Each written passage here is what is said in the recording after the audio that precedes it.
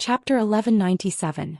Then, everyone saw Zhou Xian fiercely crash into the mirror and appear in front of Tantai Pingjing. He punched down. Most of the Guanyin sect disciples, who had never seen their sect's national weapon in their lives, let out a subconscious gasp. But then they saw their sect master's entire body shatter like an artifact made of colored glass, turning into fireflies that filled the sky. Without any hesitation, Zhou Xian rushed to the next place. As expected, another mirror soon appeared in front of him. After he crashed into it again, Tantai Pingjing, who had broken the glass body, repeated this tirelessly. On the yellow sand ground, in the short time it took for an incense stick to burn, Zhou Xian had entered the mirror and broken the glass no less than 100 times. Every time before the body was broken, Tantai Pingjing would always have a calm smile. The fiercer Zhou Xian's attacks were, the more it set off her confidence and the profoundness of her Daoist technique. A lieutenant rode to Li Mofen's side. He was full of doubts and could not help but ask, "General, what is going on? Is that woman really a deity?" Although Li Mofen was proficient in all kinds of martial arts and was a top expert in cavalry on the battlefield, he had never experienced the obscure supernatural powers of the Qi cultivators. He could not make heads or tails of it, but he could not put down his pride and say that he did not know in front of his subordinates. He could only pretend to be profound and said slowly, "The Qi cultivators of the North and South have their own merits. The North sect is like a big rat stealing food from a big warehouse, but what they consume is the Emperor's aura. As for the group of people from Guanyin sect in the South, they focus on eating clouds and thunder from heaven and earth to nourish their spirit and Qi." The strange mirror of the Guanyin sect master is probably similar to the Daoist heaven and earth sleeve and the Buddhist Mount Sumeru in a mustard seed. The bearded lieutenant held back for a long time and laughed dryly. "General, you are really knowledgeable. You even know this. No wonder the general said that you are one of the top Confucian generals in our Beiliang army." Li Mofen laughed and scolded, "Get lost. After so many years of flattery, your skills have not improved at all. What Confucian general? I earned the position of the deputy commander of the Longxiang army by leading the troops time and time again. Which Confucian general is not a bastard hiding behind the battlefield and waving a fan and talking nonsense?" The lieutenant said with grievance, "I want to be a Confucian general." Li Mofen sneered, "Look at your sloppy pig slaughtering appearance. Don't even think about being a Confucian general in your next life." On the battlefield, Zhou Xian's disciples of the Guanyin sect were gathered. Obviously, he used the military strategy of besieging the city. Guanyin sect master could escape, but his disciples could not. Of the Guanyin sect master, but his disciples could not. Guanyin sect master of the Guanyin sect could escape, but his disciples could not. Of Guanyin sect master could. Tantai Pingjing appeared behind Zhou Xian. With her back to the dragon elephant cavalry's fan-shaped formation, she reached out and patted the mirror in front of her. In the next moment, a mirror appeared in front of Mei Yingyi and the Guanyin sect disciples. Zhou Xian rushed past and arrived in front of Tantai Pingjing in the blink of an eye. This was a scene that went against the rules of the world and was extremely strange.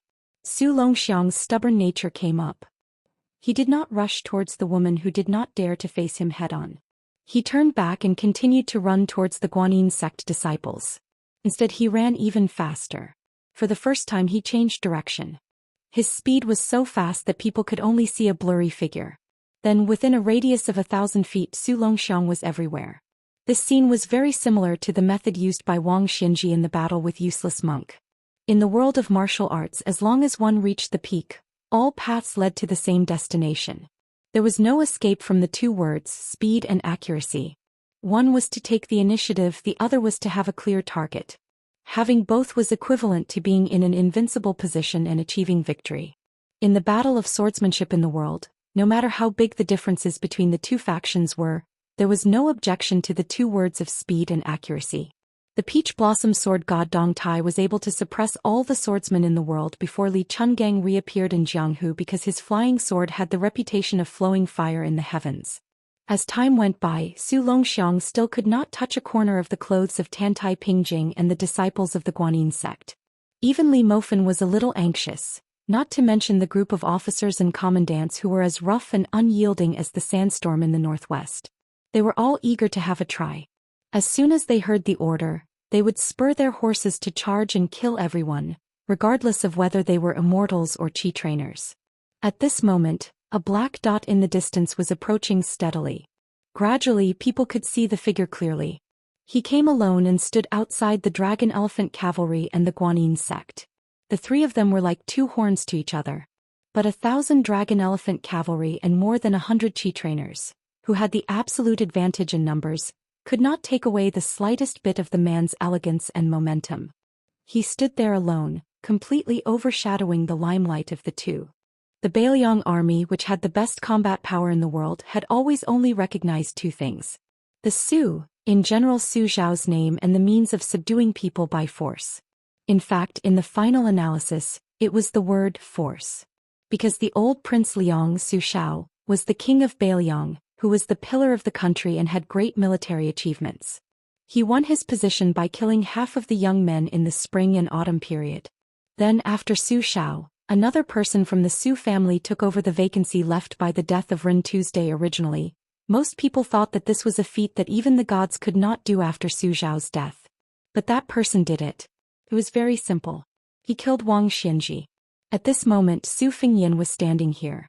When he received the news that the Guanyin sect and the Wu family's sword mound had entered the country respectively, he naturally valued the latter more. He was prepared to personally go to the border between the two provinces to welcome them. As for his younger brother Huang Man, it did not matter whether he was escorting the Qi cultivators of the South Sea or showing off his strength. With how much Su Fengyin doted on Huang Man, there was nothing in the world that Huang Man could not do. But at the last moment, Su Fengyin was still not at ease. After all, the wealth that the Guanyin sect had accumulated over hundreds of years could not be underestimated. The charcoal girl's crafty tricks in Yanji County and the land pilgrimage map almost caused him, the so-called most powerful person in the world, to fall into her trap. Therefore he changed his mind halfway. He wanted to see Huang Man with his own eyes before he went to welcome the 100 withered swordsmen of the sword mound. Perhaps Su Fengyin himself did not feel that there was anything wrong with looking on with folded arms. However, whether it was the 1,000 brave and valiant Dragon Elephant Cavalry led by Li Mofen, or the 100 over Qi refinement warriors of the South Sea who were ignorant and inexperienced but had heard of his name like thunder, they all felt a kind of silent and enormous pressure. Especially those cavalry soldiers under the Su flag. They all subconsciously tightened their grip on their iron spears. They were afraid that the vassal king would look down on their invincible Longxiang army.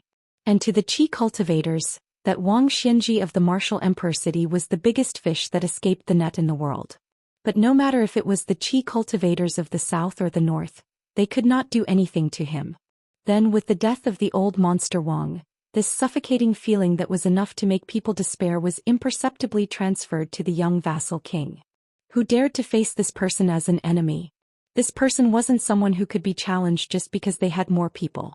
At the very least, no matter how many people there were, could they be more than the 300,000 Bailiang cavalry under his command? Tantai Pingjing turned her head and looked at the slightly abrupt slender figure in the distance. Under her eyes, there was a trace of indescribable complex emotions. Su Longxiang had already fallen into a state of madness. He lowered his head and clenched his fists. He was far from being exhausted, but he began to gasp for breath like an ancient fierce beast. His qi had traveled no less than 700 miles in an instant. This had already crossed the Dragon Gate threshold of 600 miles in the new martial arts list. Tantai Pingjing withdrew her gaze. Coincidentally, Su Longxiang turned his head and she saw the young man's red eyes. If it was just a naughty and mischievous young man's playfulness before, and he did not really want to hurt people, then at this moment Su Longxiang really had the intention to kill. He had a pure heart. Doing good came from his heart and doing evil was also straightforward. Chapter 1198.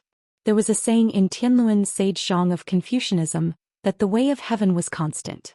It did not exist for sages, nor did it die for ferocious people.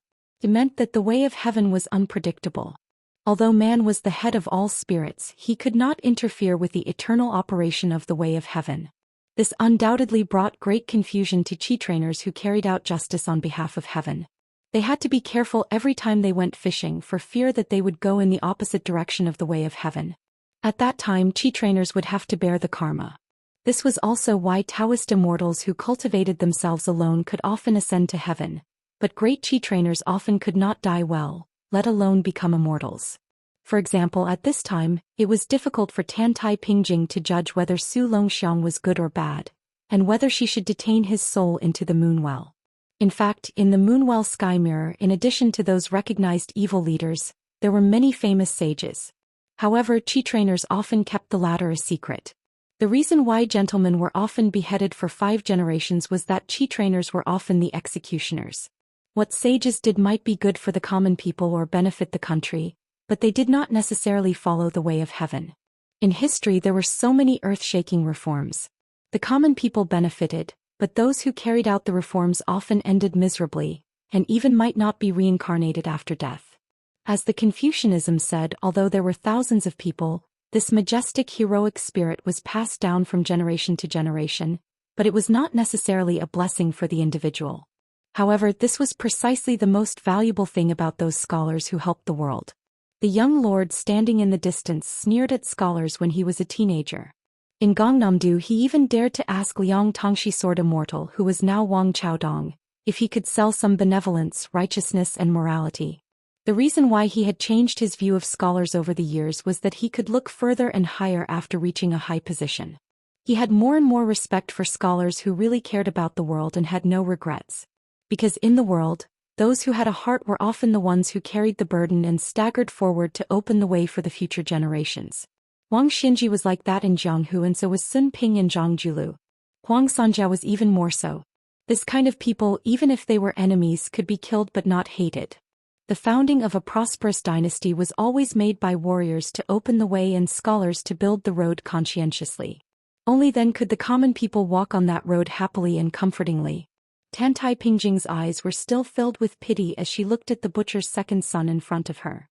Liang and Beiliang, one of the nominal territories, were in a deadlock. Removing the vassals was the general trend, but resisting Beimang's iron cavalry was a top priority. The imperial court was not at ease with letting the shrewd Gu Jiantang be a king with a different surname, but they also could not allow the 2 generations of the Su family to take advantage of their achievements. On the other hand, Su Zhao's military achievements had reached the point where no one could take credit for them. So many outrageous killings, but Su Zhao's life was tough and he stood upright, so God gave him a way out and let him die of old age. However, the old man's wife and 4 children were inevitably affected. Everyone had a rough life.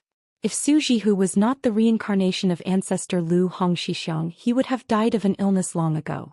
As for the remaining 3, even if Su Weisheng was not the biological daughter of Su Shao and Wu Su, most of them did not have any enviable results.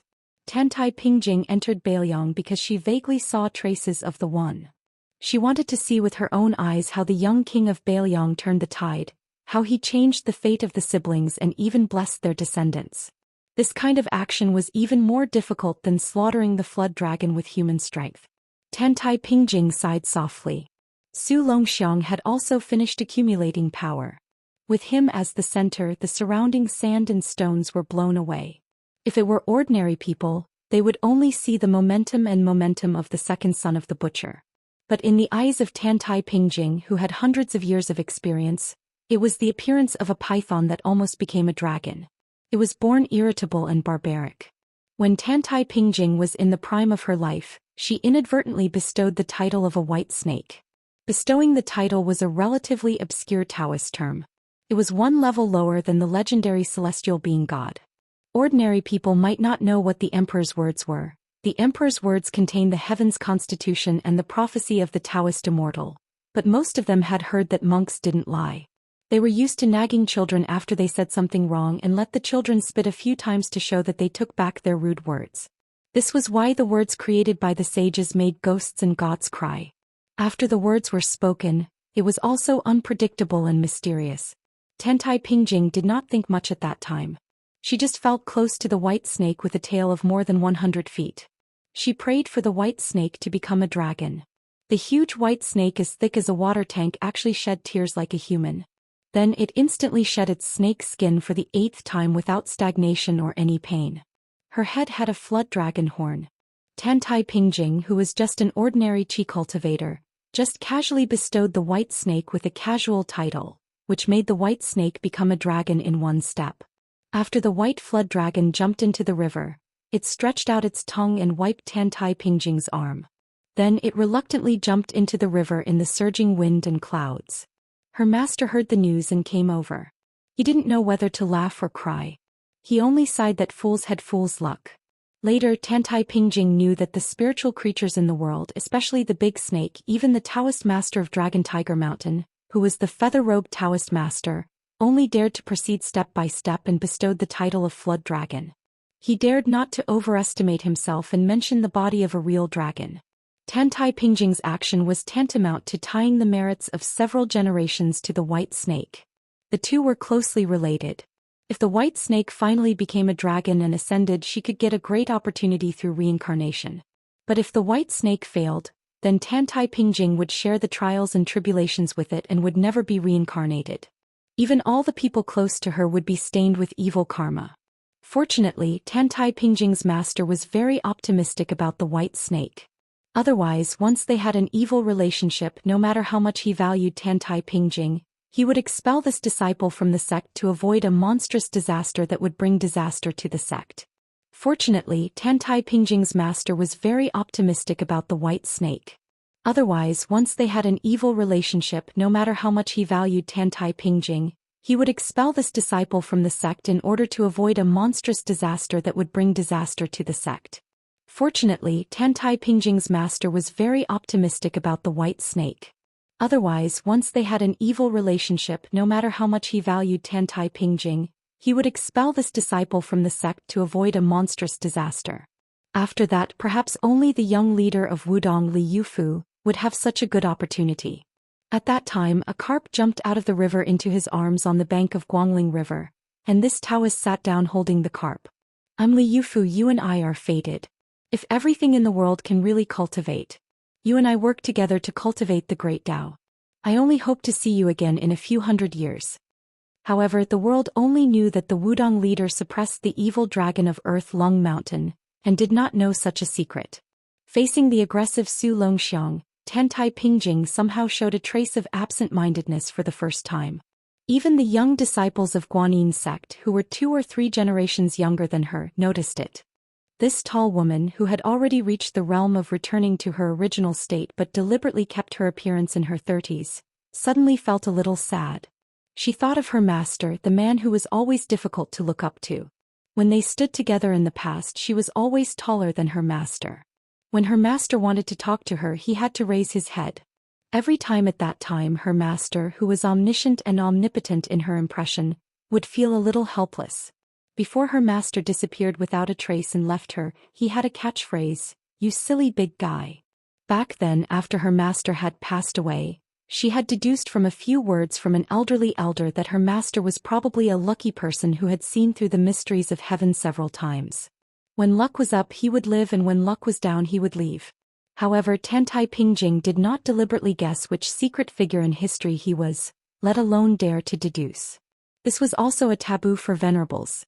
At the moment, Su Longxiang's straight collision interrupted the reverie of the training Qi master, which made Tantai Pingjing angry for no reason. This was something that even Xia Feiyu, a Confucian scholar in Sichuan, could not do. Tantai Pingjing quickly raised her hand and lifted the mirror that even the founder of Guanyin sect did not know the exact origin. She wanted to teach this young man a lesson. A woman's mind was like a needle at the bottom of the sea. Even Tantai Pingjing, who was equal to an immortal, could not escape from the stereotype. At this moment, a cold voice sounded in everyone's ears. "Huang man, our fighting with you Qi trainers is almost the same as civil officials and military generals who insist on comparing merits. Sporing." The next moment, a figure rushed through the moon-well sky mirror before Su Longxiang and walked to Tantai Pingjing. When he broke the mirror, there was no ripple on the moon-well sky mirror. But after passing through the mirror, the water ripples jumped happily.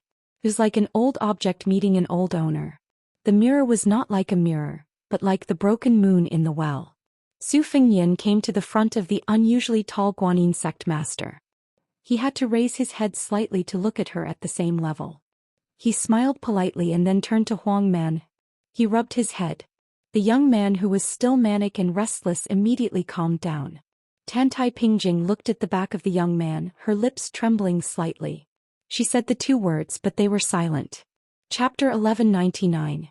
If it was said that the Guanyin sect did not take Su Longxiang seriously, but after Su Fengyan personally came here, the atmosphere clearly showed signs of leaning towards the local tyrant. Fortunately, Su Fengyan did not use his power to bully others. Instead, he took the initiative to walk towards the old woman that he had met once outside Yian Mountain Villa. He greeted her amiably and even jokingly said to Mei Yingyi, who had fought well on the lake, "This fairy sister, your finger sword technique has benefited this king greatly."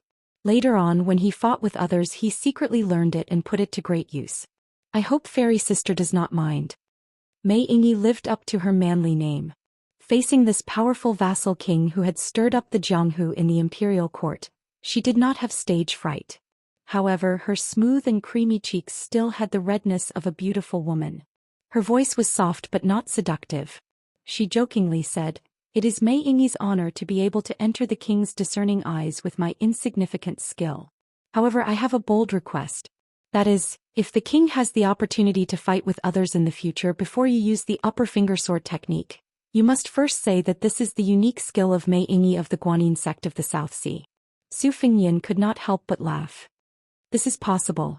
To be honest, this king had half a master before, the sword Juhuang. You should have heard of this before. At that time, this king had not yet learned martial arts in the blade. He thought that when he went to Jianghu and fought with others, no matter what, as long as he could make the name of this king appear, then this king would be able to brag and flatter to various heroines. Therefore, this king and fairy sister are the same kind of people. Can we be considered as heroes who appreciate each other? Mei Yingyi covered her mouth and smiled. She did not enthusiastically agree with anything. Instead, she carefully controlled the situation and did not dare to climb up the pole. If she really thought that these big shots who held authority were merciful bodhisattvas, it was hard to fathom a ruler's heart. Accompanying a ruler was like accompanying a tiger. He was just a small character. Maybe one day she would be eaten until not even her bones were left, and they would still complain that it was not enough. However, Mei Yingyi was overjoyed to have the king of Bailiang address her as Sister Fairy. She didn't try to hide the joy on her face. Su Fengyan turned his head and looked at a certain young Qi refinement warrior who was sneakily hiding behind his senior brother. He smiled and said, "Why? Can't you recognize this king who has changed his hair color? Back then you were very arrogant. Once you saw this king, you would casually sit on the river." The young man's face turned red. He walked out from behind his fellow disciples and bitterly said, "To be able to exchange blows with Wuxia, I have no regrets in this life. Even if Wuxia wants to beat or kill me today, Su Qingxing will not complain at all. I won't dare to retaliate either." Su Fengyan smiled and said, "Oh, you're from the same family. Then I really have no reason to fight with you. Now that you're in Lu province, don't treat yourself as an outsider. If you need any heavenly materials and earthly treasures that Bailiang has, feel free to ask. For the sake of our family, this king doesn't have the face to hide anything." The young man chuckled and said, "Then I won't treat you as an outsider. When the time comes, if Wuxia is stingy, Su Qingxing, will run to the entrance of the Wuxia residence and make a scene." Su Fengyan nodded and dismissed it with a smile. The girl who sold charcoal fiercely turned her head and rolled her eyes. She increasingly disliked this treacherous fellow who had a honeyed mouth and a sword in his heart. After that, Su Fengyan asked for a warhorse from the Dragon Elephant Cavalry and symbolically sent this batch of Qi cultivators from the South Sea for a period of time. Riding side by side with Tantai Pingjing, the sect master of the Guanyin sect, who had already completely recovered her calm state of mind, asked indifferently, "When will the Beimang army go south?" Su Fengyan also did not treat this as a military secret that could not be divulged. He said frankly, "Some small-scale battles will be very fast.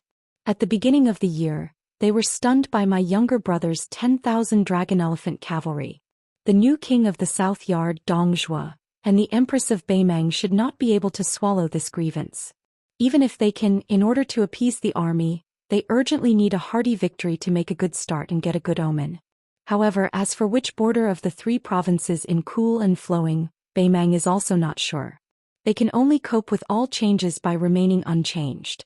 Sect Master Tantai, you want to use this to accumulate merit. This king also needs you to give blessings to the fallen soldiers. I hope that both of us can. Tantai Pingjing smiled and continued the topic. Happy business. Su Fingyan was stunned for a moment. This does not seem like something that would come out of the mouth of an otherworldly expert like Sect Master. What followed was a natural long silence.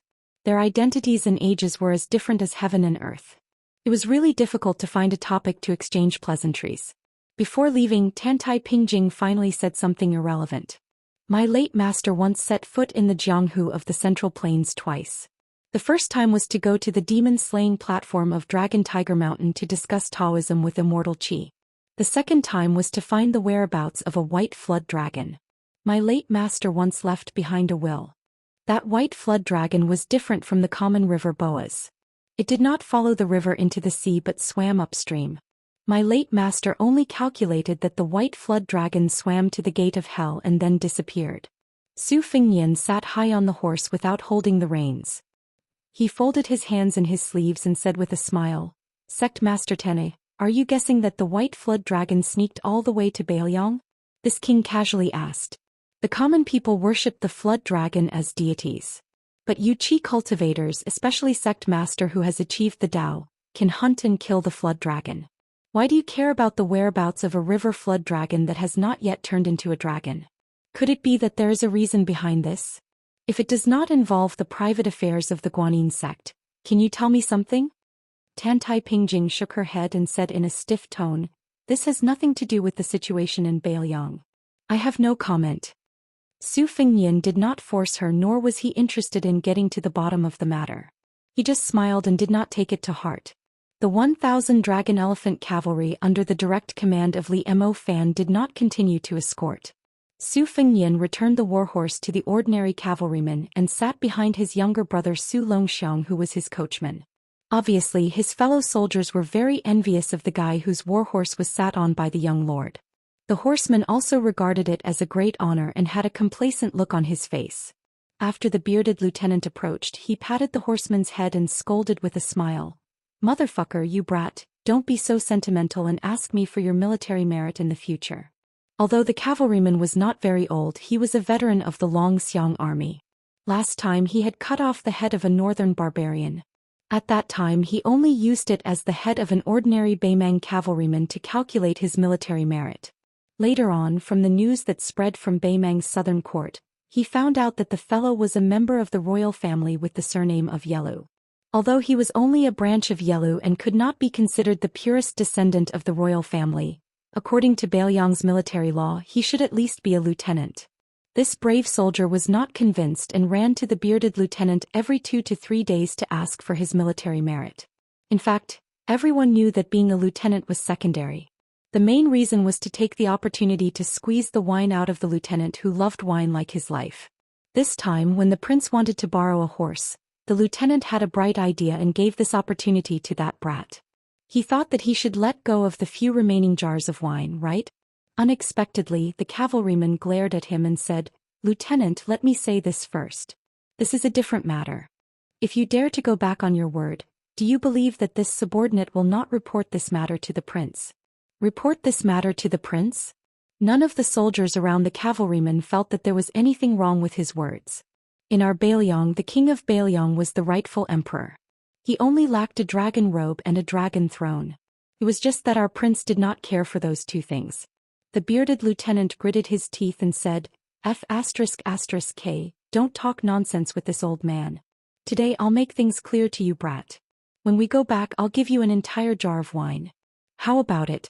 If you dare to take another sip of wine, this old man will strip you naked and hang you on the back of a horse. Then we'll circle the camp a few times. The cavalryman grinned and said, Deal. Hanging naked on the back of a horse and circling the camp was a punishment unique to the Xiang army. As long as it was a native of the Dragon Elephant Cavalry, including the 2 vice-generals, Li Mofan and Zhang Lingbao, almost all of the rebellious fellows had had a taste of this before. A wily old fox who was so unlucky that he had died 8 times was proud of it. He always liked to say to the younger generation in the army that the taste was so memorable that it was even more satisfying than riding on the bed. Of course, there were not many who were willing to believe it. Li Mofan looked at the carriage and hesitated a bit. In the end, he had his personal soldiers pull back a bit. Su Fengnian turned around and lifted the curtain to look at the bright red talisman armor. It was hard to tell if it was in a standing or sitting position. When no one was wearing it, it was still half the height of a person. It stood alone in the carriage and emitted a bone-chilling aura. After Su Fengnian had collected 5 sets of talisman armor, he strictly ordered the 2 Mahist masters at the back of Mount Qingliang to forge a new set of talisman armor. This was to ensure that his younger brother Huang Manor would have something to rely on when charging and breaking through enemy lines in the future. At the same time, it was to forcibly imprison Su Longxiang's higher realm. Su Longxiang did not feel good every time he put on the talisman armor. It was no different from a kind of torture. However, as long as it was something his older brother Su Fengnian wanted him to do, he would never ask why. Back then Su Xiao used both the carrot and the stick, but he was still unable to make his youngest son apprentice to the old celestial master Zhao Xituan and then go to Mount Longhu to learn martial arts. Su Fengnian returned after 3 years of traveling, and a simple sentence was all that was needed. Not to mention the imperial vassal Wang family. Even between brothers of ordinary landowning households, there were all kinds of differences. If it wasn't a struggle for status, then it was a struggle for seniority. How could it be like the Bailiang Su family where brothers would go on blind dates? Chapter 1200. After Su Fengnian became the king of Bailiang, he first had to subdue the civil officials, pacify the border army and fight against Wang Xianji. He never had a chance to talk to Huang Manor, or rather he never knew how to talk to Huang Manor. After Huang Manor was enlightened, he calmed down and had his own ideas. After the expansion of the army, the Longxiang army, which had 30,000 soldiers and horses, was well managed by the youth. However, Su Fengnian was used to treating Huang Manor as the child with 2 snots. When Huang Manor grew up, he felt a sense of unfamiliarity that he didn't know how to talk to him. Occasionally, Su Fengnian would remember that Su Xiao probably had the same problem when facing his rebellious self. Of course, when Su Fengnian was the same age as Huang Manor, he was truly a lawless demon king. Su Xiao definitely didn't dare to scold him and didn't know how to persuade him. Although after the Wang Fei passed away as the general, he was both a father and mother. In the end, he was still a rough man.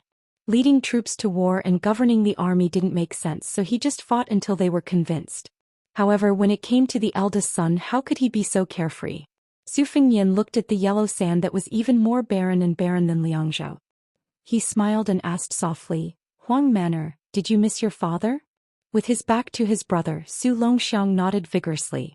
Su Fengnian continued, "Speaking of our mother's early death, outsiders all say that it was to give birth to you, the result of exchanging a life for a life. In reality, logically speaking, mother's lifeline was left behind by the white clothes case. If Su Xiao didn't have me, the eldest son, or us 2 sons, he would definitely be able to live out the rest of his life as a king with a different surname. After death, his posthumous title would be extremely honorable, and he definitely wouldn't be that bullshit, Wu Li. So you, the younger brother, would never be the one to say sorry to our parents. I also know that Su Xiao has always been biased. You and my 2 sisters are not as good as me." Su Longxiang held the reins and didn't say anything. Su Fengnian leaned against the wall of the carriage and looked at the sky that was higher and wider than anywhere else in Liang. He said softly, "Su Xiao is actually very good to us, to the point that he can't be any better. Except for my 2 sisters, I am the older brother and you are the younger brother, so it's different. But this isn't because Su Xiao is really biased. He doesn't feel sorry for you and your 2 sisters. But he was a boor who joined the army to kill enemies at the age of 14. How could he know the difficulties of his children as a father? After Su Xiao left, in order to deal with Wang Xianji, I went into an out-of-body state. That was how I saw Su Xiao when he was young, not as impressive as he was after he went to Bailiang. I saw Su Xiao standing outside the Grand Council office without bending his back or crippling his legs. It rained for an entire night, but those powerful officials closed their doors and refused to see him. They refused to give a single soldier a mouthful of food. Su Xiao stood like that for an entire night. After winning a battle, Su Xiao sneaked to the battlefield where the corpses of the soldiers did not have time to be dragged away. He squatted there and whimpered. It was not at all like after he had us. He said that he would be unstoppable wherever he pointed his troops, and he would be like a tiger swallowing tens of thousands of miles.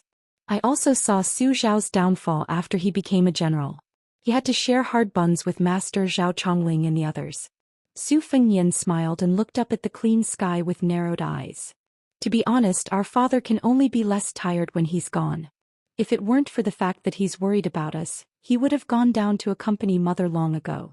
He's just holding on with a strong will and fighting with the King of Hell. Su Fengnian straightened and looked away. He said in a deep voice, "People in Beiliang have said for a long time that the Zhao court is making things difficult everywhere. Su Xiao has military power. Why did he not just rebel? Beimang has Beiliang's 300,000 cavalry. They are bound to take over the Central Plains. The history books are just servant girls that the founding dynasty can paint as they please. How can the Su family's reputation be lacking? Su Xiao didn't tell us why. I also thought about this problem that wasn't a problem. I felt that there was no reason to talk about it. If Su Xiao wasn't such a person, he wouldn't have been able to reach northern Liang. Just like how Su Xiao treated me and you Huang Man, there is no reason. He is the father, we are his sons. He feels heartache. It is that simple." Su Fengnian unconsciously pulled up his sleeves out of habit. He said, "As sons, we have to make sure that Su Xiao, as a father, doesn't get scolded by the future generations. It's just as simple. I, Su Fengnian, am guarding the Northwest. It is a responsibility that Su Xiao gave me. It is my duty. It is even simpler. As his older brother, I don't want my younger brother to die on the battlefield. At the very least, I don't want you to die before me. There is no reason to talk about this. Huang Man, did you hear that? If you dare to ask me to retrieve your corpse from the battlefield, you can forget about being my younger brother in your next life. Who doesn't have selfish motives?" Even Su Xiao said that according to reason, no one in the world has any relatives and no one's son should die. But he can't do it either. It is the same for me. Su Fengnian said calmly, "When the war starts, many people will die. Perhaps it will be second brother Yuan Yenwenluan or even Lu Qiu, but I still hope that we can die further north." Chapter 1201. Su Fengnian suddenly laughed. "Who knows, maybe we can even take down Beimang in one go, right? Your brother, such a dissolute disciple, can become number one in the world. Even if he was only number one for a short period of time, he was still number one in the world. In the future, what difficulties will there be in the world?" Su Longxiang turned his head and smiled foolishly. After the carriage had traveled a few li, Su Longxiang suddenly turned his head again. Then the youth blinked his eyes. Su Fengnian didn't know whether to laugh or cry. "You want to ask me if I miss women? Of course I do. How could I not? I've always missed them. At first I was worried about the forbidden meat given by the Wudong sect leader, so I could only endure it. When I couldn't endure it anymore, I had to endure it again. It was really miserable. In the end, I only found out later that I could eat meat. The only thing I have complaints about the sect leader is this. Old Shinran, you should have said so earlier. But after returning from Beimang, one thing followed another. I can't care about it anymore. My thoughts aren't as heavy as before. I'll just leave it to fate. Huang Manor, let me ask you something. Between the two sisters-in-law, which one do you favor more?" Su Longxiang smacked his lips and laughed mischievously. Su Fengnian immediately understood. It was the Lu family woman who knew how to make Chongyang cakes, and not the world-renowned female writer. Su Longxiang suddenly jumped off the carriage. He bent slightly and turned his head to look at Su Fengnian. Su Fengnian was stunned. He jumped onto Huang Manor's back.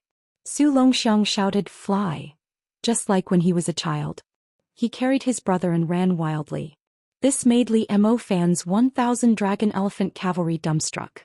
But almost all of them had the same idea. "We'll go to the border to kill the enemy just like Commander Su, leaving our backs to his older brother, the King of Beiliang, and just like the old soldiers of the Su family, the Beiliang cavalry can rest assured and leave their backs to great General Su Xiao. This is the reason why the Beiliang cavalry is so powerful." This was something that was imprinted in his bones and there was no reason to talk about it. Moreover, who said that the young king of Beiliang was not as good as the villain Chen Jibao? The bearded lieutenant turned his head to look at the young rider who had been grinning from ear to ear all the way. He urged his horse to come to Li Mofan's side and said softly, "General, I don't know what loyalty and righteousness are. Those are all words that scholars like to say, but I think—" Li Mofan interrupted his subordinate's words. He raised his horsewhip and pointed at the two brothers in front of him. He said in a low voice, "What, you want to show your loyalty? Well, the commander and the king are in front. Go tell them yourself. In any case, I don't like scholars like you and I don't like people who use their mouths to fart. A few years ago you were one of the people who said that they wanted to go home and buy a big house so that they could enjoy their wives. The lieutenant's skin was dark and his face was not red. He pulled up the corners of his mouth and muttered, "At that time I didn't have any confidence. Who would dare to put their lives in the hands of an unreliable leader? I Qian Wu am just a normal person." The lieutenant's voice became softer and softer. In the end it was almost inaudible. Li Mofan did not look at this subordinate who had gone through fire and water with him for many years. He said calmly, "I don't care what happened in the past. Even if you deserted and went back to enjoy life, that is what you deserve. I Old Li will not look down on you. But in the future, don't even think about sitting at the same table as me, drinking and eating meat. I Li Mofan cannot afford to lose face." The lieutenant raised his head and laughed shamelessly. "General, your words are really hurtful. Qian Wu's little heart is thumping. It really hurts his heart and lungs. Without a few bowls of good wine, it really can't be cured." Li Mofan finally had a smile on his face as he muttered, "Motherf *Ker, having a soldier like you is already very embarrassing." Qian Wu said with a heartless and mischievous smile, "Isn't it because of you, General? You have no one to blame but yourself." Li Mofan shouted, "Fan Shilong, return to the camp and hang Qian Wu on the back of the horse." Qian Wu's eyes widened. He raised his voice and asked, "What?" Not far away a lieutenant laughed and said, "Roger that." Qian Wu didn't dare to make irresponsible remarks to Deputy General Li Mofan. He turned his head and shouted at the bastard who was gloating, "Son of a bitch Fan, your daughter can forget about marrying into my house. I'll be your mother's in-law." Fan Shilong didn't care. He rubbed his ears and said lazily, "Our daughter is so pretty, why worry about marriage? If your son didn't read a few books and made our daughter obsessed with him, she wouldn't marry anyone but him. Otherwise, even if you money grubber knelt in front of the door for 3 days and 3 nights, I wouldn't even give you half a word." The Longxiang army nearby roared with laughter. Qian Wu cursed in anger and said angrily, "Those who laughed will be hung on the back of the horse with me. Let's see whose bird is bigger. If it's bigger than mine, I'll hang it one more time." Some brave cavalry immediately laughed and said, "Lieutenant Qian, then we'll have to circle the camp many times." Qian Wu turned his head and said with a smile that didn't reach his eyes, "You bastards are good. When the time comes, pick the biggest bird. I'll chop it up and make it into a dish." There was a lot of howling. Li Mofan listened to the flirting between his subordinates and theirs. He wanted to keep a straight face but he couldn't help but smile brightly. He didn't dare to say that all of the Bailiang frontier army could kill the northern barbarians until they cried for their parents, but the disciples of the Longxiang army under his command could casually take out 1,000 of his direct subordinates. Even if they faced 3,000 Baimang cavalry, it would still be child's play. That damn Liang imperial court, that bunch of officials from the 6 departments of Great Peace City to the prefectures and counties, how many years have they been saying that the Bailiang army is just an empty name? Li Mofan stopped smiling. His face was dark and his eyes were burning. He said darkly, "This time the one who killed the most captains of the enemy, no one can take it from me." At the same time the Wu family cavalry had entered River Province and was close to the Bailiang border. Chapter 1202. A shocking piece of news had swallowed up another piece of news that was already shocking. The latter was written by Deputy Administrator Song Dongming, who was called illegitimate outside of Bailiang. He submitted a memorial to Great Peace City, which shook the court of Liang. Su Fengnian, the king of Bailiang, actually requested to send troops to pacify Guangling Dao when Baimang's army was clearly pressuring the border. There were many people who speculated that Bailiang was finally going to rebel. Perhaps they had already received the personal promise of the Empress of Baimang. Pacifying Guangling Dao was just an excuse to invite the wolf into the house. The new king of Bailiang, Su Fengnian, had such evil intentions. But soon, another piece of news that had nothing to do with the political situation but was even more interesting for the officials and the common people to chew on began to spread. It quickly spread all over the country, especially in the capital. The level of enthusiasm was no less than when Wang Xinji left Martial Emperor City and when Qi Yanglong entered Great Peace City. The sword tomb of the Wu family, which had always been focused on swordsmanship, not only did someone openly leave the sacred place of death in the hearts of countless outstanding swordsmen for hundreds of years, but also sent out nearly 100 people in one go. The sword tomb of the Wu family was a place of death because if the swordsmen of the world wanted to truly make a name for themselves, they had to go through the Wu family and compete with the Wu family or their sword slaves.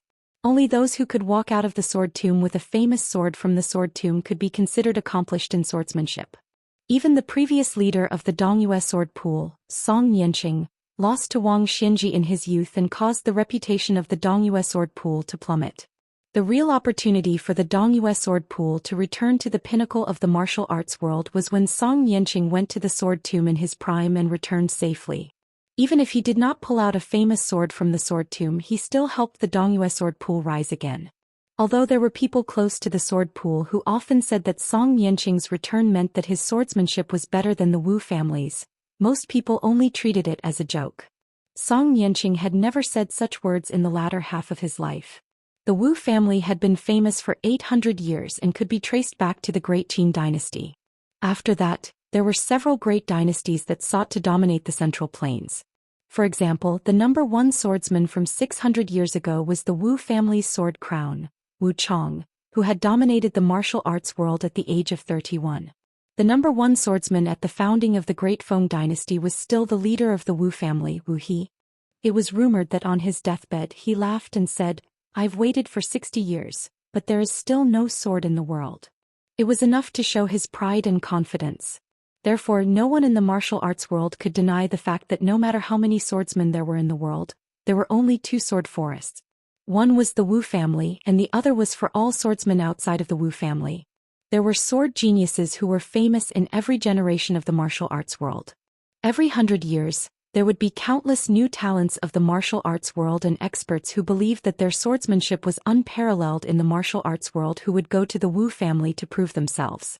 They wanted to prove that the Wu family's swordsmanship was inferior to the world's swordsmanship. However, except for a very small number of swordsmen who succeeded in their swordsmanship and retired, the vast majority would remain in the sword mound as slaves of the Wu family for the rest of their lives, practicing the legendary sitting sword technique and withered sword technique. After the Wu family set down this extremely unreasonable and harsh rule, only a few people left the sword mound, and all of them were top-notch swordsmen who had made a name for themselves when they returned to the martial arts world. As a result, the Wu family's sword mound was said to be a land of death for swordsmen. However, it was normal for the Wu family to become the holy land in the eyes of all the swordsmen in the world. The Wu family had passed down their legacies and collected their treasures. Their famous swords had already been piled up into mountains, and they had countless rare and unique sword manuals that had long been lost. If they could retrieve any sword or manual, not only would they be able to benefit from it for the rest of their lives, entering and exiting the sword mound was also a shortcut for a swordsman to climb to the top of the sword forest overnight. 200 years ago, the Wu family had defeated 10,000 cavalry with 9 swords, greatly damaging the vitality of the sword mound. Most importantly, it had forcefully severed many of their lineages, causing the Wu family to still be unable to fully recover. However, in the recent 100 years, 2 generations of swordsmen, Li Chungang, had gone to the Wu family's sword mound and obtained the wooden bull. Dong Tai had even come from the Wu family and was half a member of the Wu family. In the end, the truth could not be contained. Even though the imperial court and the local officials along the way wanted to suppress the news, the sensational truth of the Wu family's 100 cavalry and 100 swords leaving the sword mound still slowly began to surface. The news grew more and more intense. More and more well-informed people of the martial arts world began to count people, counting just which senior swordsmen had been unlucky enough to become slaves of the Wu family in the past 100 years and which swordsmen still had hope of being able to make it out of the sword mound this time. Along the way, the swords used by those swordsmen and the unique skills they had all became the most interesting topics of the imperial court. 6 years ago, Zhang Wantai had risen to fame in Liaodong and was known as the best left-handed swordsman in the world. He was an expert who had withstood 100 moves from the old Minister of War and the new pillar of the country, Gu Jianteng. After going to the sword mound of the Wu family, there had been no news of him. This time he might be able to see the light of day again. 10 years ago, Lu Jianji, who had competed with Qi Jiajia for the title of the best swordsman in the capital, was definitely among them.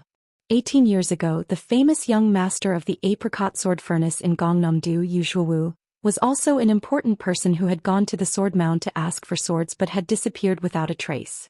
27 years ago, Xianxia, who had been nicknamed Han Banjian, after losing to the Sword Emperor of Shishu by only half a sword by a hair's breadth, was also very likely to go to Liangzhou with a sword on his back. More than 30 years ago, there was Cui Mei, who had the two reputations of Bodhisattva sword and sword monk. Before he shaved his head and became a monk, he was once a prodigy of the Cui family in Qinghe. More than 40 years ago, Gongsun Xiushui, who came from a humble family in the southern Tang Empire, was not only the best swordsman in the southern Tang Empire, but also the best swordsman in the southern Tang Empire. Although he did not have a famous nickname, Gongsun Xiushui's domineering swordsmanship was praised by many Jianghu veterans. This person's reason for going to the sword mound of the Wu family was also very interesting. Gongsun Xiushui was born at the wrong time. Since I could not see Li Chungang's true face, I went to the place where Li Chungang had walked before. As a result, something happened and I could not leave the sword mound of the Wu family. At that time, the emperor of the southern Tang Empire had personally written a letter to the Wu family in a very respectful manner. Unexpectedly, the Wu family still did not pay any attention to this human emperor. Counting further back, there were naturally many famous swordsman talents. However, in today's Jianghu, there was no way for them to appear in the world alive. After all, those who were arrogant enough to go to the Wu family to ask for a sword were already quite old. Otherwise, they would not have dared to go to the Wu family. Even if they were 30 years old, they should be 70 or 70 years old now. Between Zhang Wantai and Gongsun Xiushui, who were the most talked about, there were also 6 or 7 female swordsmen who were mentioned a lot. Perhaps their swordsmanship was not as good as these two, Lu Jian, Xie Qing'an and the others.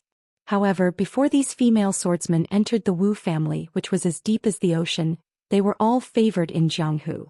They were all once the young Jianghu men of every generation admired them for a long time. Who knew how many Jianghu men were willing to kneel under their skirts? Of the 6 or 7 women, the last one, the literary sword, Nailan Huayu, who had unfortunately entered the Wu family's sword catacomb, was the most imaginative. After all, it was not too long ago and she was a woman who had made it onto the rankings and won the Rouge rankings twice in a row. Even now, many of the Jianghu masters who had made a name for themselves would smile when they talked about this outstanding swordswoman. Then they would smile to their juniors and say something about the same thing. Somewhere in Goddess Nailan's territory, there is a perfect combination of movement and stillness. The scenery is beautiful. If these martial arts masters had their wives by their side, most of them would glare resentfully. From the Wu family's sword catacomb in the heart of the Central Plains to Beiliang, countless people raised their heads in anticipation, waiting bitterly, just to catch a glimpse of the 100 withered swordsmen of the sword catacomb gathered together. Even though the local government had received orders from the imperial court to prohibit officials of all ranks from participating, there were still many officials who took off their official robes and traveled on light carriages, choosing a good spot to quietly wait for the sight of the 100 riders crossing the border. However, many of the rumors were false, and the group of withered swordsmen naturally did not stop. The Wu family had dared to treat the emperors of previous dynasties coldly. Even in the peaceful Liang dynasty, when the emperor of the Zhou family invited the current head of the Wu family to leave the mountains and enter the capital, he was still treated with respect. This caused many people on the line to miss out on an opportunity, and they all beat their feet and stomped their chests, feeling regretful. If a normal person wanted to ride a carriage and ride a horse to catch up to this strangest group of riders in the world, it would be a fool's dream. Which of the 100 riders wasn't a top-notch expert in Jianghu?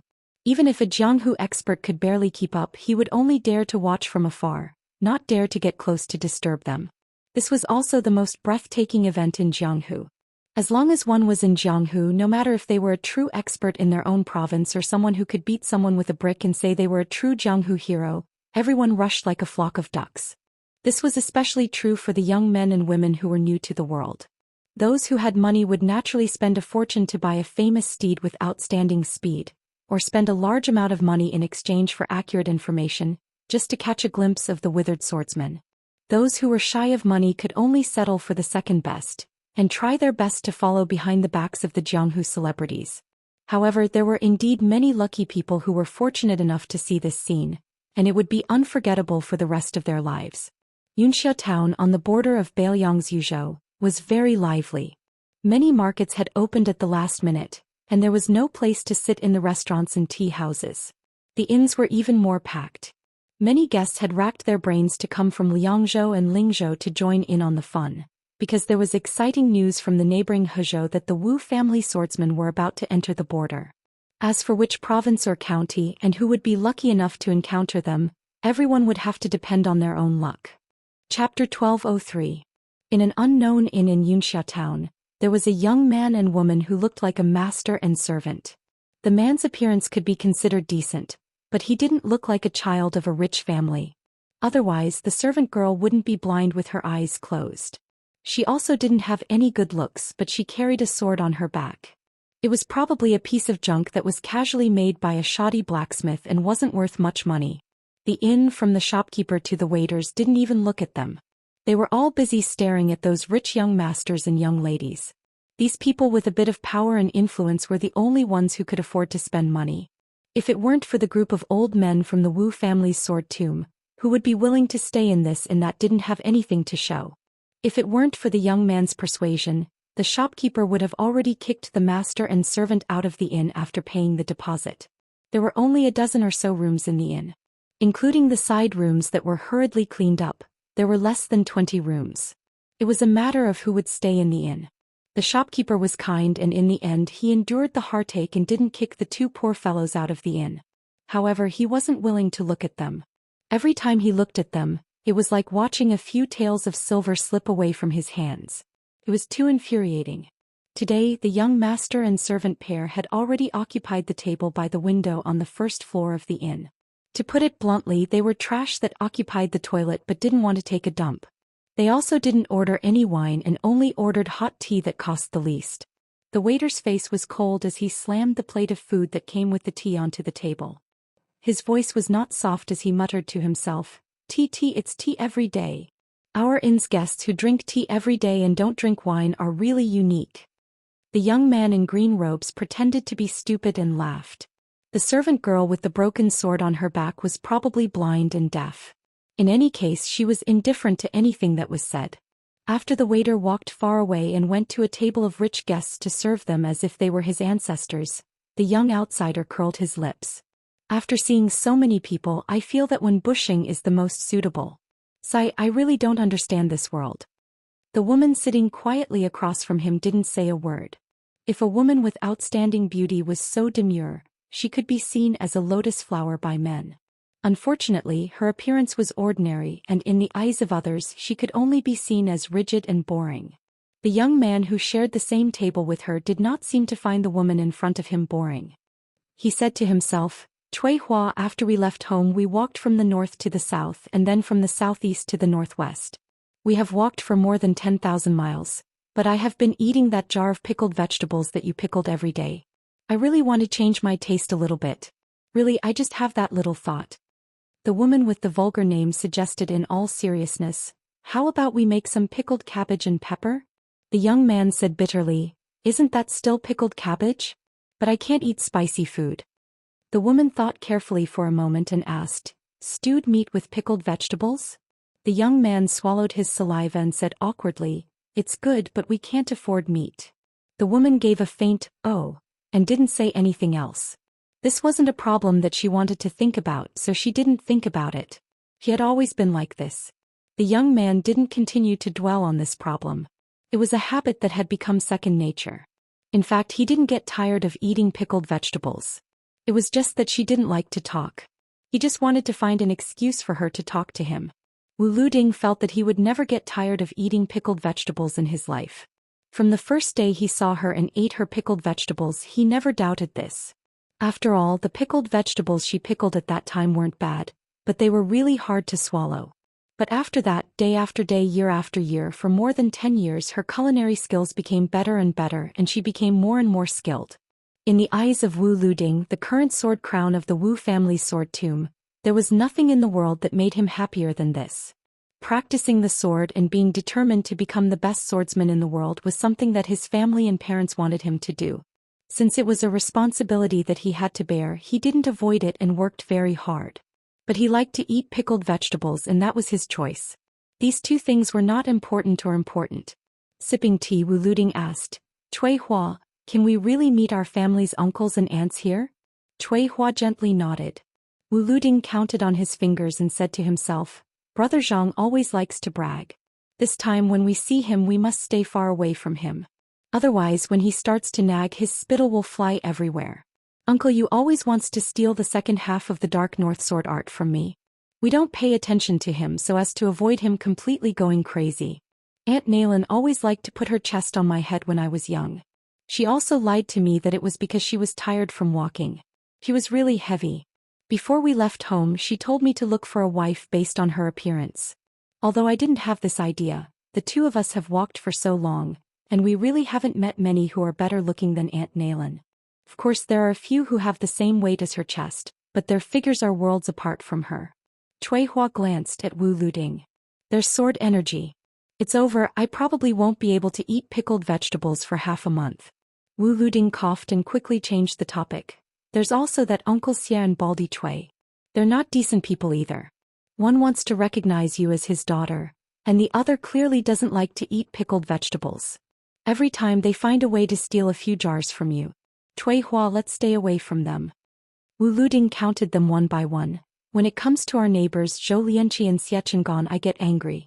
One has a strong evil spirit and wants to kill everyone in the world with a sword. The other seems to think that everyone in the world owes him millions of silver. I wonder why these two guys don't just kill each other. However, Aunt Chu and Grandpa Gongsun are both really good people. Just like you, they don't like to talk much. That Hellion sword maniac who I gave the nickname of Grandpa Sword Marriage is neither a good person nor a bad person.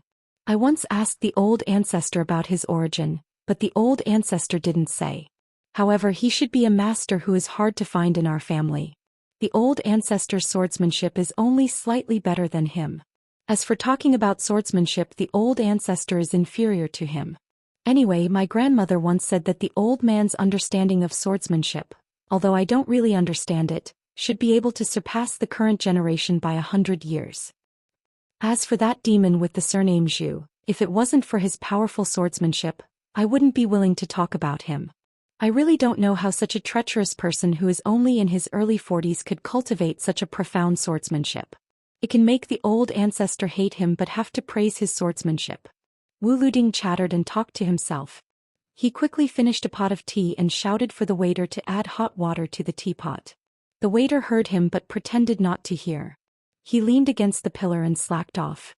His eyes were almost hanging on the chest of a young woman. Wu Luding could only give up after shouting twice. He looked at Cui Hua and couldn't help but ask, "Tell me, releasing so many people this time, even granting amnesty to a demon like Demon Zhu and allowing them to fight for their lives at the border of Bailiang in exchange for a chance to completely leave the Wu family, is the old ancestor's way of doing things right or wrong?" Cui Hua was expressionless and didn't move. Wu Luding sighed and asked another question.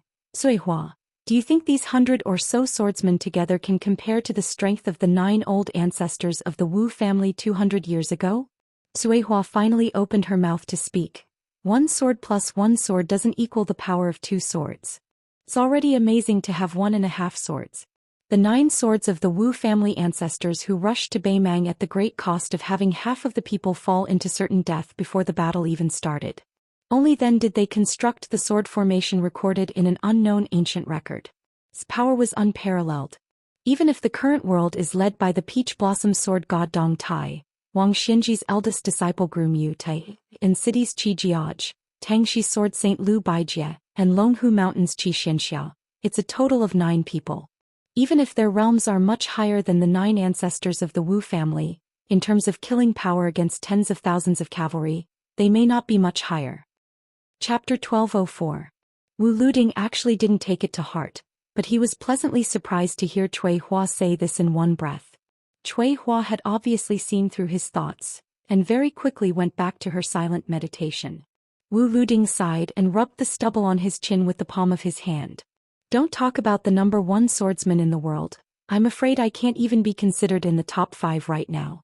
Even the top 10 is a bit uncertain. But the old ancestor has made such a big move, I'm too embarrassed to drag you up there. Cui Hua, I'm very depressed right now.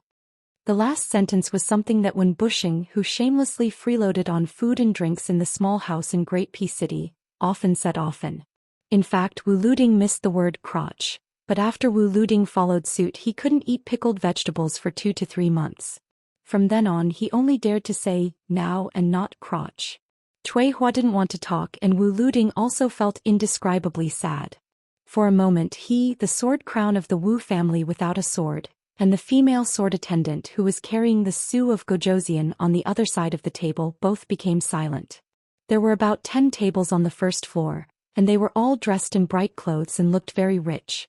It was said that Beiliang was poor, but just like other places in Liang, there were actually quite a few rich people. The guests of these inns were all talking loudly without stopping until they shocked people to death, or they were pretending to be experts and talking nonsense. It wasn't that so-and-so beside them had once known so-and-so, and that so-and-so behind them was a great swordsman who had successfully entered the sword catacomb and retreated. It was just that their words were noisy and everyone agreed with each other. There were also many people who were startled. In fact, everyone was well aware that if someone really knew a top Jianghu swordsman, who would be willing to stay and drink in this kind of inn.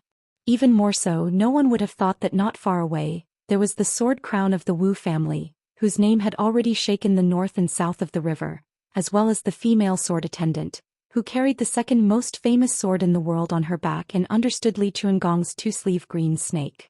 Even if Wu Luding announced his identity and background, no one would be willing to believe him, nor would they dare to believe him.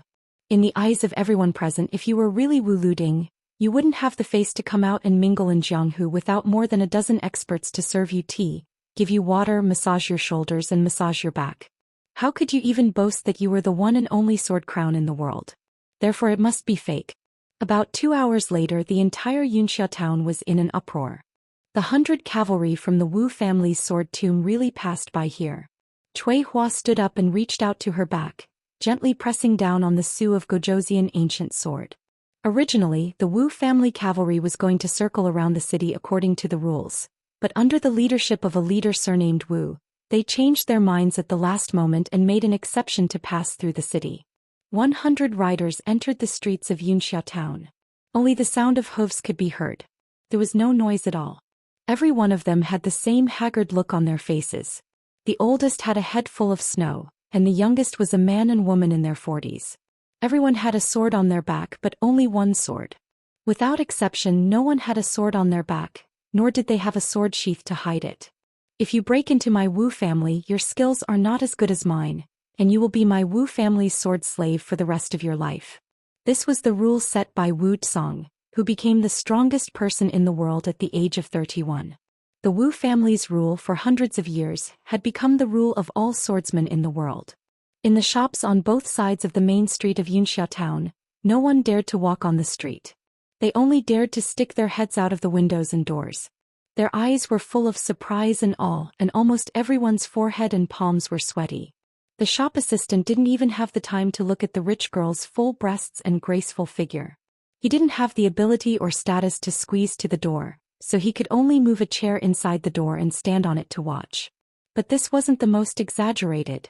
The most exaggerated were the people who nimbly climbed onto the trees and roofs. When they saw the Wu family's cavalry pass right under their noses, some were shocked by the name of the Wu family's sword tomb, and some were cheering because they were rushing to Beiliang to help. But even more were stunned and didn't know what to do. When the group of one man, one sword, and one horse stopped for no reason in front of the inconspicuous inn, the people at the entrance were so frightened that they retreated in panic. Many of them fell to the ground and scrambled back into the inn with their hands and feet. As a result, Wu Luding and sword servant Cui Hua finally made way. When the shopkeeper and the shop assistant saw the second and third riders of the Wu family dismount and make way for the young master and servant, their minds were filled with paste and they were completely scared silly. The shop assistant, who had been giving the master and servant a hard time these past few days, fell to the ground with the stench of urine all over his body. Wu Luding sat on the horse that one of the Wu family's sword servants, Helian, dismounted and made way for him, while Cui Hua sat on the horse of an old woman that had been forgotten by Jianghu for many years. The two sword servants didn't have the slightest bit of resentment. As the group of horses continued to move forward, they silently followed beside the two riders. This was the rule of the Wu family. No matter what kind of strength or reputation you had before you entered the Wu family's sword tomb, your sword was inferior to mine. Even if you could wield a sword again in this life, it was up to the Wu family to decide. When the middle-aged man in the lead saw Wu Luding and Cui Hua, he didn't say a word. He turned his horse around and returned to the Wu family alone. Wu Luding turned his head and looked at the lonely back of his uncle Wu Xian. He bit his lips and slowly turned his head, but also didn't say a word. The younger generation of the Wu family didn't care about children. They were only allowed to use the sword. Every generation one sword crown would travel the Jianghu. If they didn't come out, they would be the best in the way of the sword. Otherwise, they wouldn't be allowed to return to the Wu family when they were alive, and they wouldn't be buried in the Wu family after they died. This was the rule set by another ancestor, Wu He. Ever since the Wu family's 9 swords defeated 10,000 riders, in the past 200 years, almost every Wu family disciple who had the qualifications to have one of the 9 words in their name were all outstanding sword embryos who had displayed astonishing talent since childhood. However, other than the 9 words that had never been used, none of the other 8 words were left out. But strangely, other than Wu Luding who had the 6 words in his name, Wu Xian who had been defeated by Wu Su who later became the king of Bailiang's concubine. Thus, the sword that should have been known by the world was destined to be unknown for the rest of its life, just like its owner.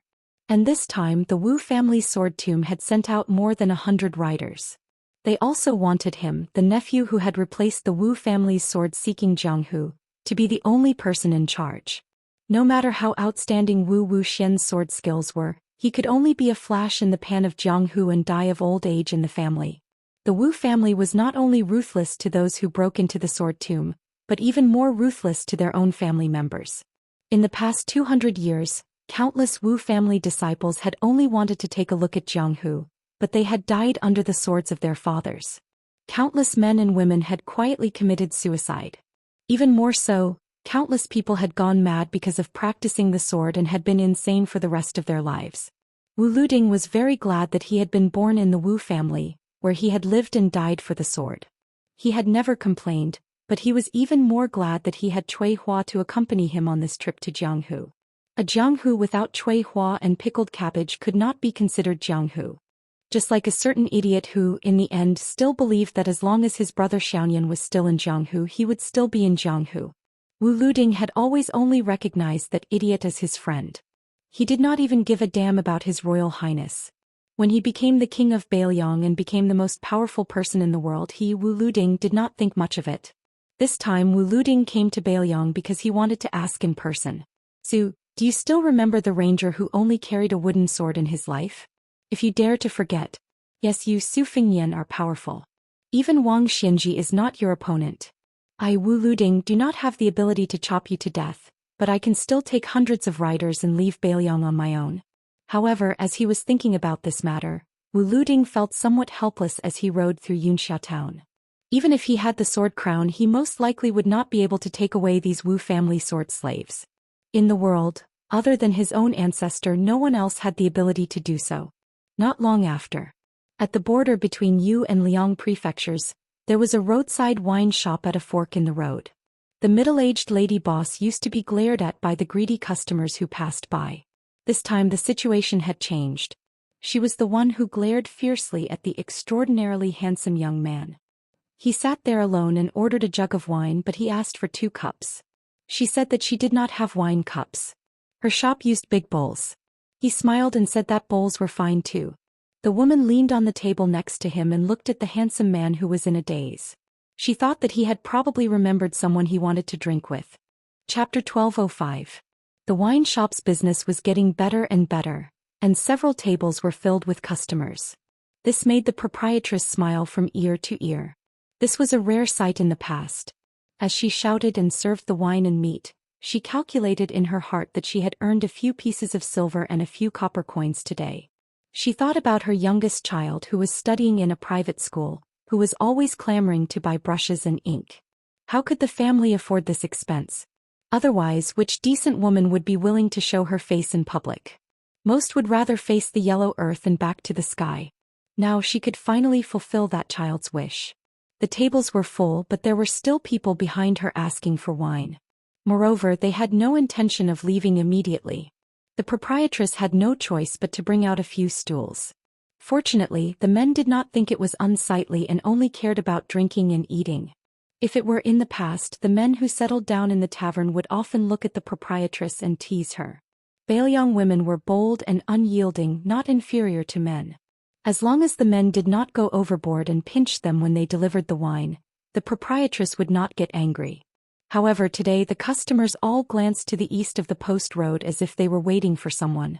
Not long after, more than 20 people had gathered in the tavern. As a result, the handsome young man who occupied a table was particularly eye-catching. In the beginning, no one wanted to share a table and drink, but for some reason, after seeing the young man's appearance and temperament, they all subconsciously avoided him. Now the proprietress saw that more and more customers were coming, and there were even more rich people dressed in silk. She was a bit worried about the young man. What kind of place was Baoyang? In other places, there was a saying that a disagreement would lead to a fight. Here, everyone had a violent temper that was like knives and sand. Perhaps one more glance would lead to a fight. The proprietress did not care that the young man made her lose a few pots of wine and a few pounds of meat, but she was afraid that he would get into trouble and suffer a loss. She would not be able to bear it if such a handsome young man was beaten black and blue. Just as the proprietress was about to squeeze out a smile and speak to the young man, she never thought that what she was afraid of would happen. A group of tall and sturdy men with sabers at their waist had set their eyes on the table with 3 empty seats. The proprietress was truly afraid that the young man did not know the dangers of the Jianghu. She was afraid that he would feel that he had lost face and would open his mouth to hurt her. At that time, sabers and swords had no eyes. So what if he had some family background to rely on? After so many years in Baoyang, when had there not been a year where she had not heard of a few scholars being beaten half to death? In Baoyang, unlike other places in Liang, it was not easy to wear scholarly robes. Only a young man with a cold saber could intimidate the people of the Jianghu. However, the proprietress had also heard that it seemed that the young king of Baoyang had issued an imperial edict. Nowadays, even the children of generals did not dare to privately wear cold sabers. It was even very rare to see someone riding a horse in the downtown area. The proprietress did not understand what it meant to worry about the country and the people. She only felt that the world in Baoyang was indeed better. The proprietress heaved a sigh of relief because although the young man looked young, he had a lot of Jianghu experience. He took the initiative to chat with the fierce-looking men for a while, and then smiled and asked for 10 caddies of green ant wine from her. The 5 middle-aged men who did not look like they were in the business of making a living saw that the young man was tactful and had a few more smiles on their faces. Outside of Baoyang, as long as they were not the descendants of generals, not everyone would dare to draw their sabers and start a fight within Baoyang. Moreover, the descendants of generals were also divided into 3, 6, and 9 ranks. The height of their father's official hat and the number of soldiers they commanded determined whether they could act tyrannically within a county or a province. For the people of Baoyang's Jianghu, almost every one of them had suffered at the hands of the descendants of generals. Often, there would even be people who would be targeted for no reason and would find a lame excuse to kill them.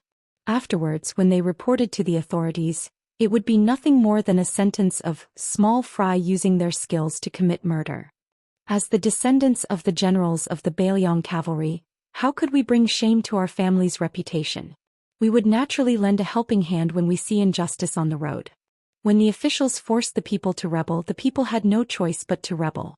However, if they rebelled, they would die. Back then, in the 3 provinces of Baoyang under the rule of butchers, other than the Wudong Mountain where the Immortals and Immortals cultivated, which was still considered a famous sect in the martial arts world, no one else could claim to be a big sect in Jianghu. Wasn't the reason why this was the case because they were all harmed by the numerous descendants of generals? Those Jianghu masters who were truly skilled in martial arts were all hired as watchdogs, and in turn helped the evildoers to suppress the wanderers of Jianghu who did not have any backing. In Yuzhou there was the Sun family who came from the same hometown as the spear fairy Wuxia. The children in the family were all proficient in the spear, but because they were unwilling to rely on the authorities and the descendants of generals, when the head of the family died, they were quickly exterminated by the enemies of a general. It was said that out of the family of more than 40 people, only 2 or 3 managed to escape. The proprietress, who had seen many customers coming and going, would occasionally think that it was not easy for people like her to make money by selling wine. Those who were in Jianghu usually looked heroic, but in fact it was probably even harder for them. Looking in the direction of Yuzhou in the east, She saw a cloud of dust at the end of the post-house road. The proprietress only glanced at it slightly. There were often cavalrymen of Bailiang passing by on the post-house road, and she had already figured out the trick. It seemed that there were only about 100 of them, which was really nothing in Bailiang, which was rich in iron cavalry and big horses. The proprietress saw that everyone inside and outside the tavern, regardless of whether they were sitting on chairs or stools, stood up as if their butts were on fire. Their eyes were blazing with passion, and they were even more fascinated than when they saw a naked woman. This made the proprietress somewhat puzzled. Could it be that some big shot had graced them with his presence? She was just a rural woman who could only afford to sell green ant wine. Whether it was in Jianghu or in the imperial court, there were many things that she did not take to heart even if she heard about them. As a woman who was content with counting a small pile of copper coins every day, how could she worry about the great cause of the country for the king of Bailiang? During this period of time she had heard many customers talk about the Wu family's sword tomb, but she did not take it seriously. She stared fiercely at all the customers who left their seats, afraid that they would take the opportunity to run away with the money for the wine. After being busy for half a day, the proprietress could finally take a breather. She was in the mood to look at the young man who had ordered a lot of green ant wine. She pursed her lips and smiled. Who said that only men were allowed to look at beauties? Women also liked to look at handsome men. At this moment, the young man also stood up and stood under the shade of the big locust tree next to the tavern table by the courier road. His hands covered the cuffs of his sleeves. She looked at his side profile and envied him for having a pair of attractive eyes. Moreover, when he looked at her, he did not have the look of an ordinary man who wanted to eat her alive. His eyes were clean, just like the old well in the village. The water from the well was exceptionally clear all year round. It was good to drink a ladle of it to quench one's thirst or use it to make wine. The proprietress could not help but laugh out loud as she thought about it. She wondered which family's young woman was so lucky to be stared at by such a handsome young man every day. If it were her, she would be willing to eat less and save money to buy rouge and powder that she had never used to apply on her face. The proprietress was right. There were indeed 100 riders coming from here to Liangzhou. However, even a woman like her who did not know what Jianghu was, could see that the 100 riders were not ordinary. The riders were all people who used swords. They were not armored and carried crossbows like the cavalry of Bailiang, nor were they dressed in bright clothes like the retainers of important people. Everyone's face was as hard as stone. Many of the swordsmen looked to be in their 70s, but when they rode by, their waists were like erect military spears. Their spirit was not something that the old people in the village could have. Especially when the 100 riders looked at the tavern almost at the same time. Not only did the proprietress retreat in fear, but almost everyone else also retreated. However, for some reason the more than 100 swordsmen did not stop after the leading rider urged his horse forward without looking sideways. The proprietress was relieved. It was good that they did not stop. Otherwise she would not dare to charge them for the wine. The young vassal king, who was deliberately ignored by the 100 riders of the Wu family, put down his arm. In the end he did not say anything. It was inevitable that he felt a little embarrassed. Of course, Su Fengyan knew more than anyone else present.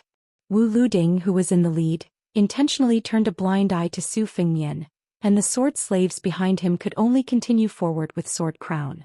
Su Fengyan did not get angry. He sat down and asked the proprietress for half a caddy of green ant wine. Anyway, he had shown his sincerity. It did not matter if the leader of the 100 riders of the Wu family did not appreciate it, but he could not put his hot face on a cold butt, right? If it were not for the sake of the Wu family's great-grandfather whom he had just met, he would not have waited at the border of Liangzhou. Since Wu Luding wanted to put on airs, then let him. Su Fengyan would not make things difficult for him. Su Fengyan calmly drank the wine. In his mind he was weighing the strength of the 100 riders of the Wu family. Wu Luding and the 6 or 7 people behind the second rider Cui Hua could all be considered top-notch experts. If the battle was in a stalemate and victory or defeat was only a hair's breadth away, who could stop these 100 riders and 100 swordsmen? There was no need to consider Tuoba. As long as the martial god of Beimang was on the battlefield, he did not need anyone to protect him.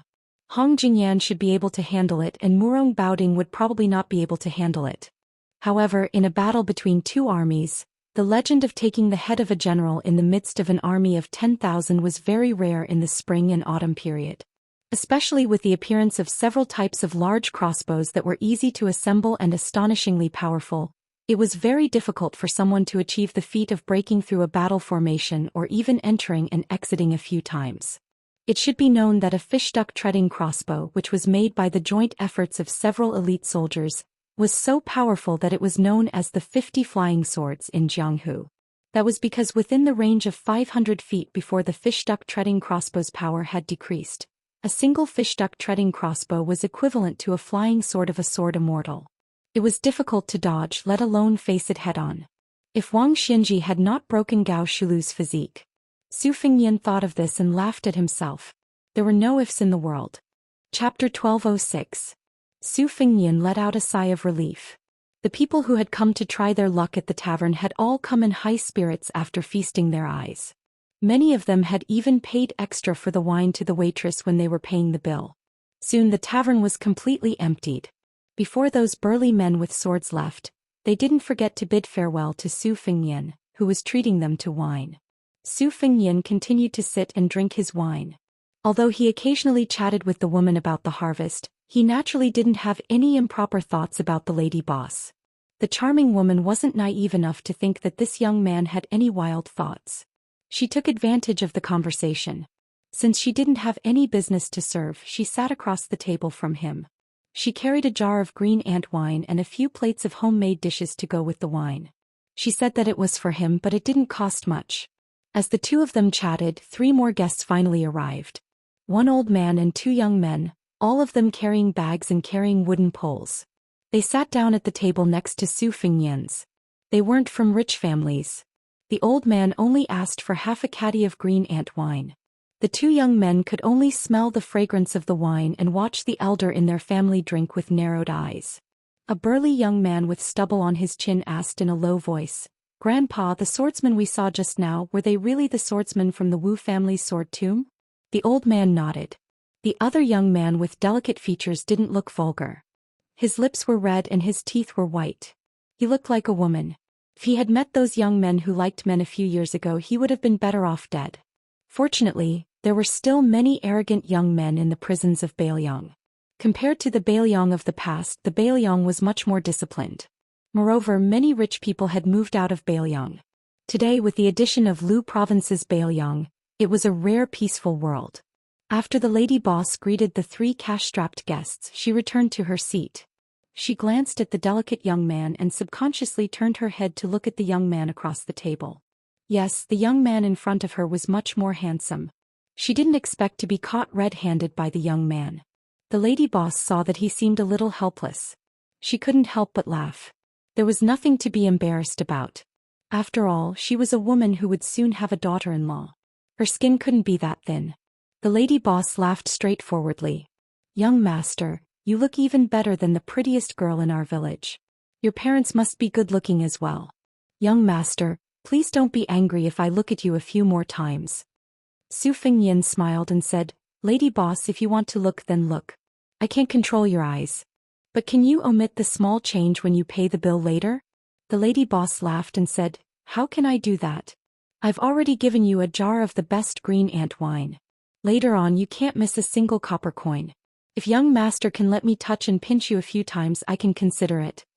Su Fengyan said helplessly, "Lady boss, your business is really profitable."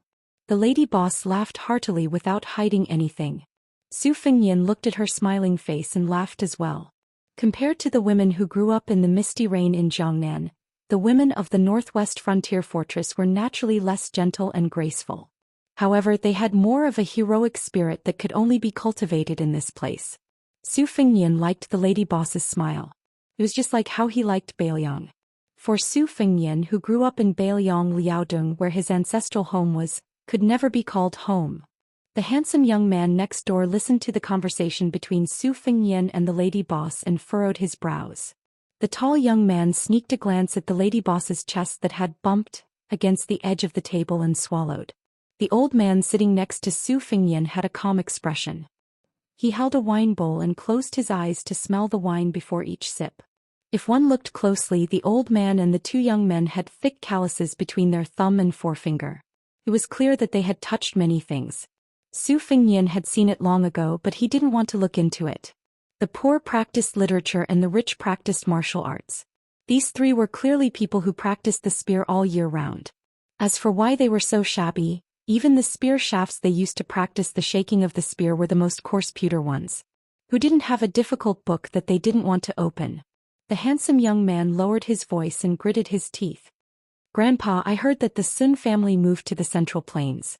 The devil surnamed, he must have followed them. What should we do? The old man's eyes were complicated. He lowered his head and drank a mouthful of wine. He raised his head and said indifferently, practice your spear skills first. Even if he stands in front of you now and you two stab him 100 times, you won't be able to hurt him. The young man was stunned and tears welled up in his eyes. The strong young man whispered, why did I hear that he joined the fish dragon gang? He even became a leader. Compared to the Sun family, he is even more difficult to deal with. The old man glared at him and the strong young man immediately shut up. The handsome young man's eyes lit up and the old man immediately said in a deep voice, whether you go to the Central Plains or the Fish Dragon Gang, the most important thing for you is to practice your spear skills. As long as Grandpa is still alive, I will expel you from the family if you dare to seek revenge on him. The tall young man whispered, a month with a rod, a year with a saber, and a lifetime with a spear. With my talent, I won't be able to master the spear even in 10 lifetimes.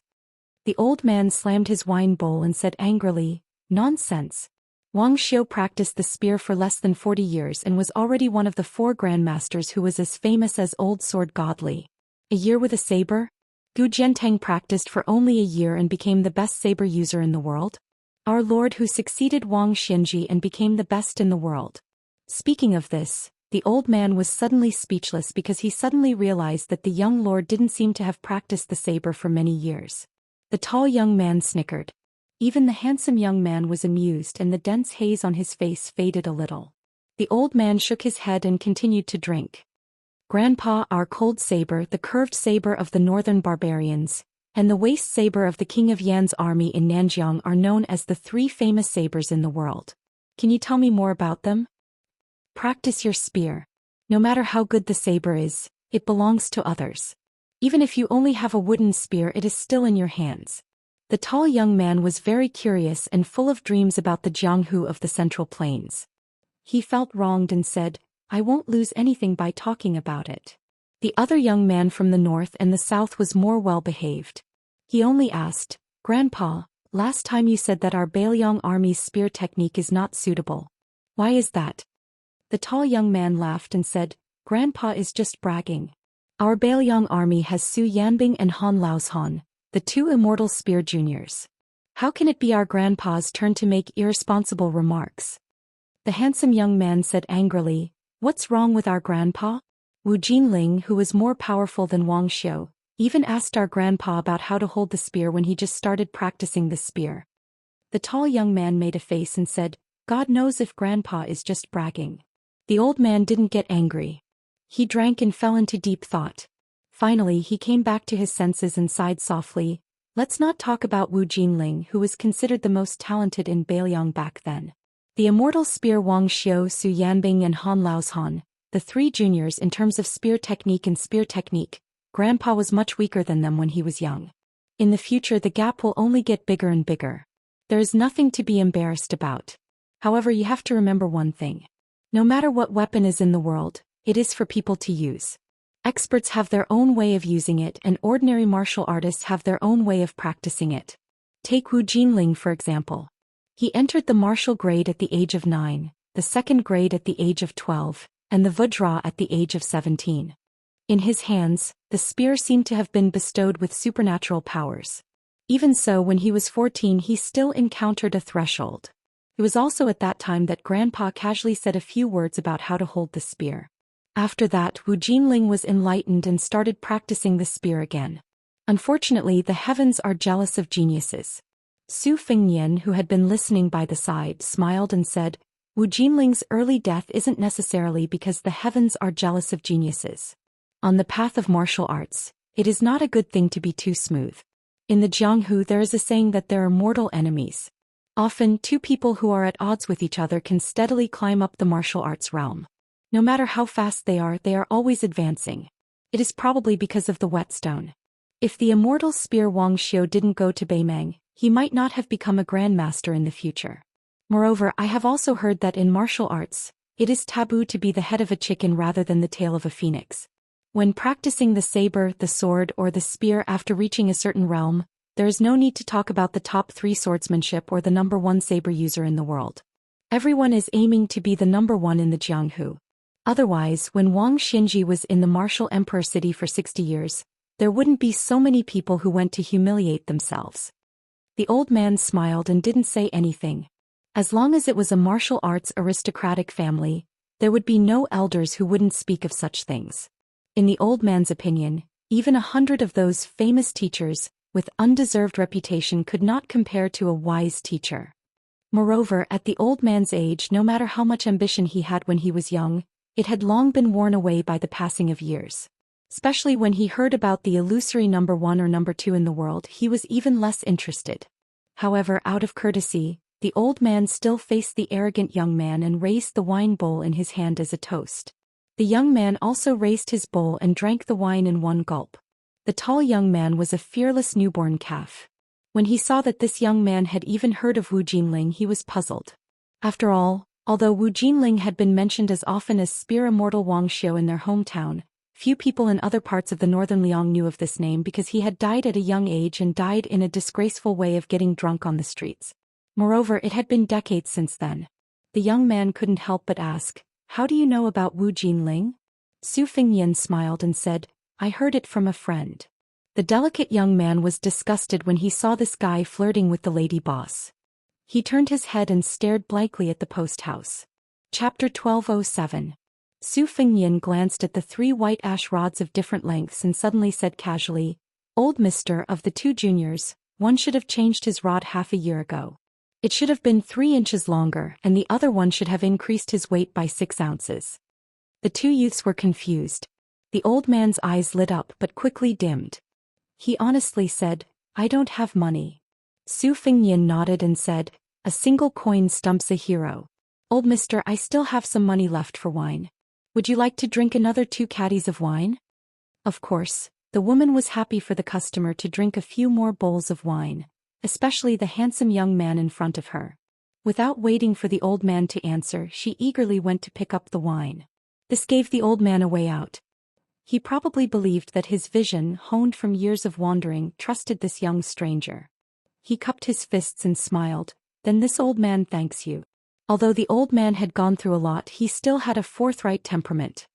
He asked the tall young man to sit on a bench and invited Su Fingyan to sit on the seat beside him.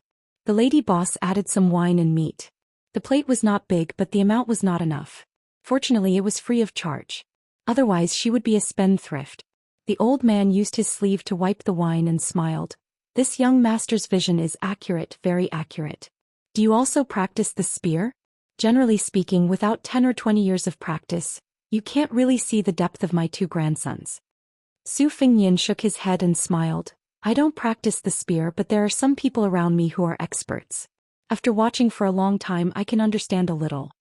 The old man joked, "If that's the case, then young master should be an expert."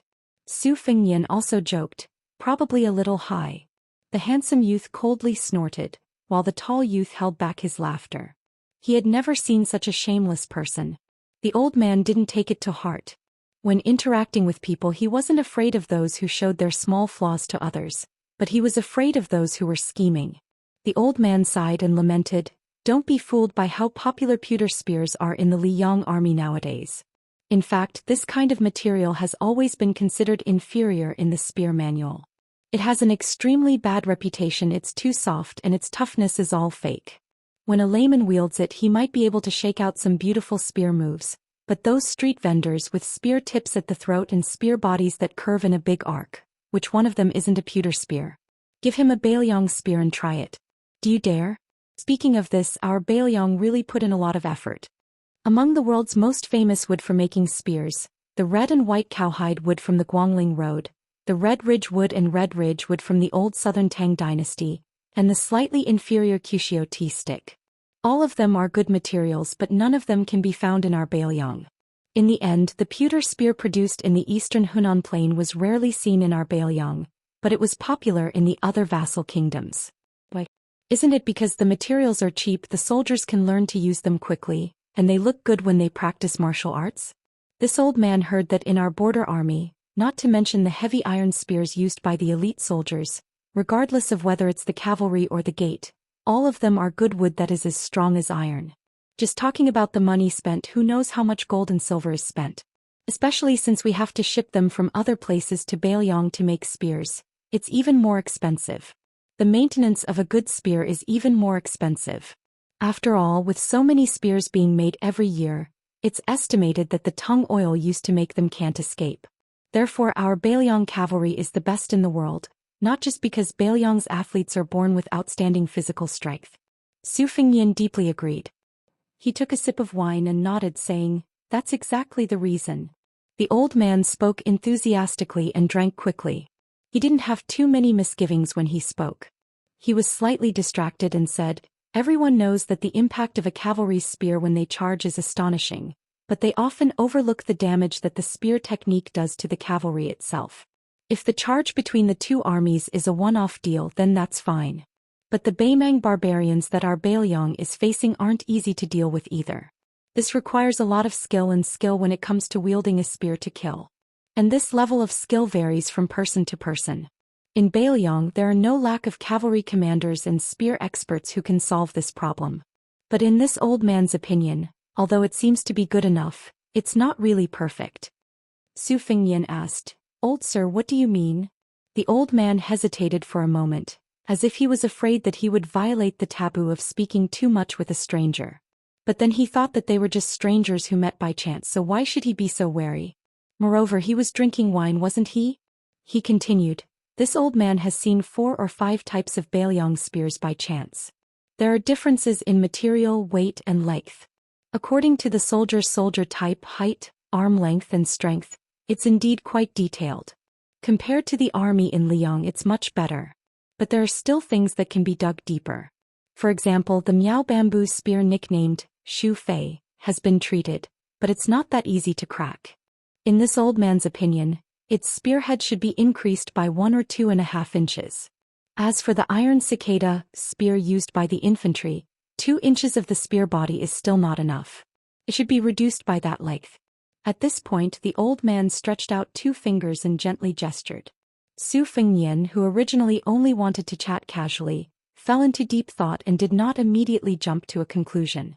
It was hard for Su Fengyan to say how heavy the tip of the Miaozhu spear should be, but Su Yambing did mention it once. In the past, this kind of heavy spear was used to deal with the West Chu Iron Cavalry in the Spring and Autumn War, especially in the battle against the Great Halberd warriors. Almost every old Bailiang soldier who participated in the Battle of Jinghe River had deep feelings for this spear. In that battle, which was second only to the Battle of Westwall, the Su family army could directly use the iron cicada spear as a hammer. Su Yambing said this because although the Baimang army also had heavy armor, it was still inferior to the Dechu dynasty even after more than 20 years of prosperity. Baimang also had light cavalry, so the iron cicada spear did not need to be so heavy. However, the reform involved not only the countless interests of the border army, but also the most troublesome feelings. Many old cavalry generals objected fiercely when Wutongan implemented the reform that involved a series of specific matters. One of them was the iron cicada spear. An old general directly refuted with such a vulgar reason, "I am used to hugging a plump wife, I would rather not have a light woman. Whoever likes it can have it. After all, none of my soldiers are willing to accept it." At that time, Wutongan had sent a large pile of documents to Su Fengyan to read. When Su Fengyan saw this, Su Fengyan took it as a rather refreshing joke. He thought that it would be better to let nature take its course and did not have the intention to force it to be implemented. As the old man continued to speak, he said, "I am used to hugging a plump wife, I would rather not have a light woman. Whoever likes it can have it. After all, none of my soldiers are willing to accept it." At that time, Wutongan had sent a large pile of documents to Su Fengyan to read. When Su Fengyan saw this, Su Fengyan took it as a rather refreshing joke. He thought that it would be better to let nature take its course and did not have the intention to force it to be implemented. It is not expensive, only 6 taels of silver. It is just that I cannot afford it, so I can only shamelessly look at it and not buy it. There are more than 10,000 words, really haggling over every penny. Looking at it is amazing. I have never been on the battlefield, but when I look at it, I feel like I am fighting against a martial arts expert. My whole body is cold. The white-clothed immortal soldier, who is loved by His Majesty, even has the rules of where the toilets in the barracks should be built in the book. The soldiers he brought out only need to follow the rules. No wonder Yi Baikue, the military saint of West Chu, said that if you fight against this person once you lose your power, you will not be able to recover. The tall youth blinked and asked, "Grandpa, what do you mean?" The old man sighed and said, "It means that if you fight with this person as long as he takes the initiative, you can only wait to lose regardless of whether you have the advantage in numbers or not. This principle is actually the same as us martial artists competing in martial arts. It's just that you haven't reached that level yet, so you won't understand." The old man fiercely gulped down a mouthful of wine and said sullenly, "How can such a magnificent military book fall into the hands of the common people? Aren't you afraid that the northern barbarians will take it? How many more of our Bailiang will die then?" The old man sighed and didn't even want to drink anymore. He muttered to himself, "Qin Jibao indeed lost to the current king of Bailiang and didn't become the ruler of Bailiang. But this isn't a reason for the Bailiang army to ruin his hard work. Our new King Liang, isn't he going to do something about it? Or is he doing this on purpose because he has a personal grudge? If that's really the case, then this old man will really look down on him." Su Fengyan's expression changed slightly. The Bailiang army had never purposely banned the essentials of military preparation. Back then Su Xiao and Qin Jibao didn't have any objections to it. This was probably the conceit of the higher-ups of Bailiang.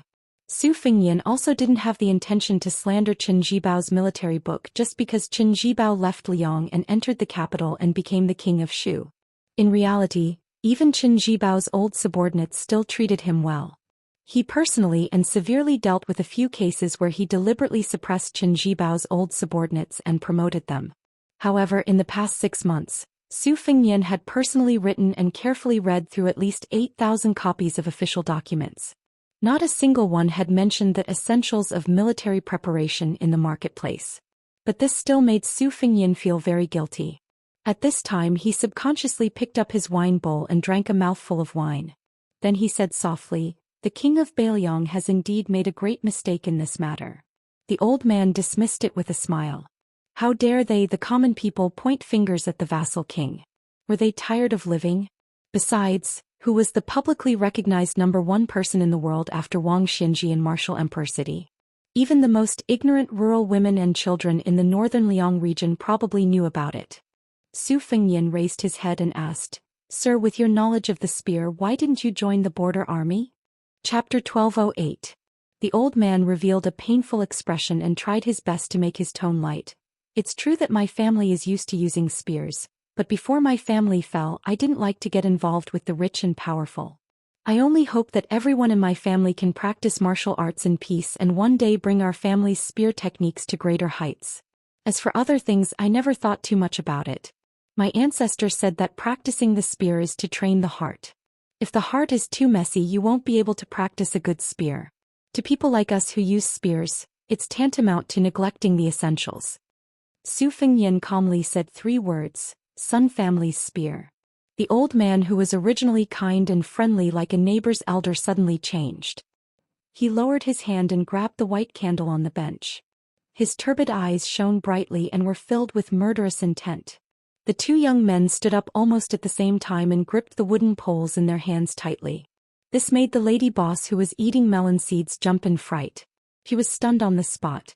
Su Fengyan gently held the wine bowl and didn't rush to drink. He smiled and said, "I don't have any bad intentions. Since I have a friend who is an expert in spear, of course I know about the famous Sun family from the same hometown as spear immortal Wuxia. Old Mr. also told me so much. I'm just guessing. I've also heard a little about the Sun family's misfortune. Back then a young man called He Wushu came to learn martial arts. The old man of the Sun family saw that he had a good foundation, but his conduct was not good, so he ignored him. After He Wushu was rejected, he had a few fortuitous encounters and soared all the way to success. He became Sun Danyo's bodyguard instructor, who used to be a general in the border army. This person was born to be petty and had always held a grudge against the Sun family. After the old man of the Sun family passed away, he relied on the Sun family's background and the connections he accumulated in the government to accuse the Sun family of betraying the Liang. Of the 40 people, only 6 escaped, including 2 infants. In the past 10 years, 3 of the Sun family members died under He Wushu's spear. 2 of them were not as skilled as others, and one of them secretly betrayed the Sun family. However, after the old man of the Sun family passed away, he relied on the Sun family's background and the connections he accumulated in the government to accuse the Sun family of betraying the Liang. Of the 40 people, only 6 escaped, including 2 infants. In these 10 years, 3 of the Sun family members died under He Wushu's spear.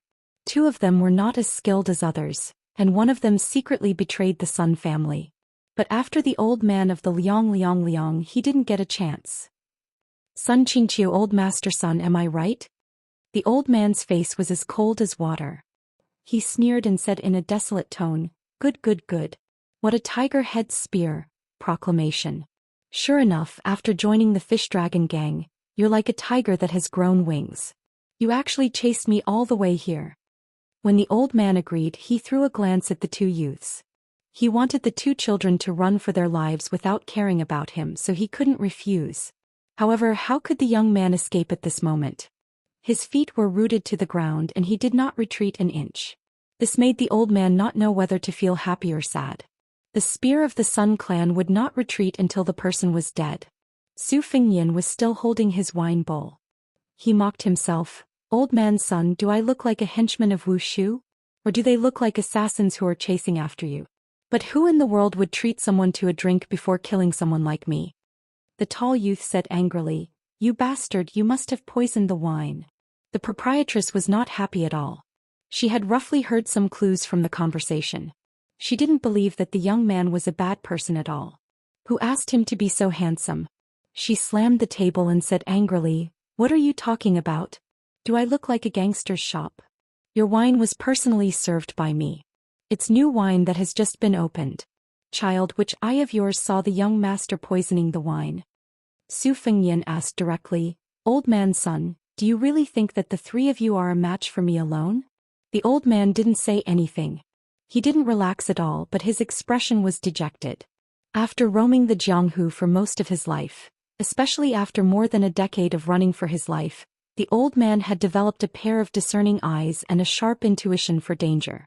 The moment he reached out to grab the pole, the young man beside him, whose aura was like that of an ordinary person, flashed with a shocking aura. The old man had no choice but to admit that he was no match for him at all. Su Fengyan asked, Old man's son, I have a presumptuous request. I want you to go to the border army to be a military instructor who teaches spear techniques. However, I won't care about the grievances between the Sun clan and Wushu.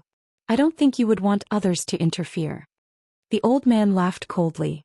This young master of unknown origin, don't think that just because you have some martial arts skills that you can talk big. I'm not that ignorant, child. I know that the military instructor of our Bailiang army is a 4th-level general. If you were talking about an ordinary instructor position, I would think that you were a son of a general with an extraordinary status and believe you. Is the position of military instructor something you can give away just because you say so? Do you think you're the administrator's son, Li Hanlin? Su Fengyan couldn't help but laugh.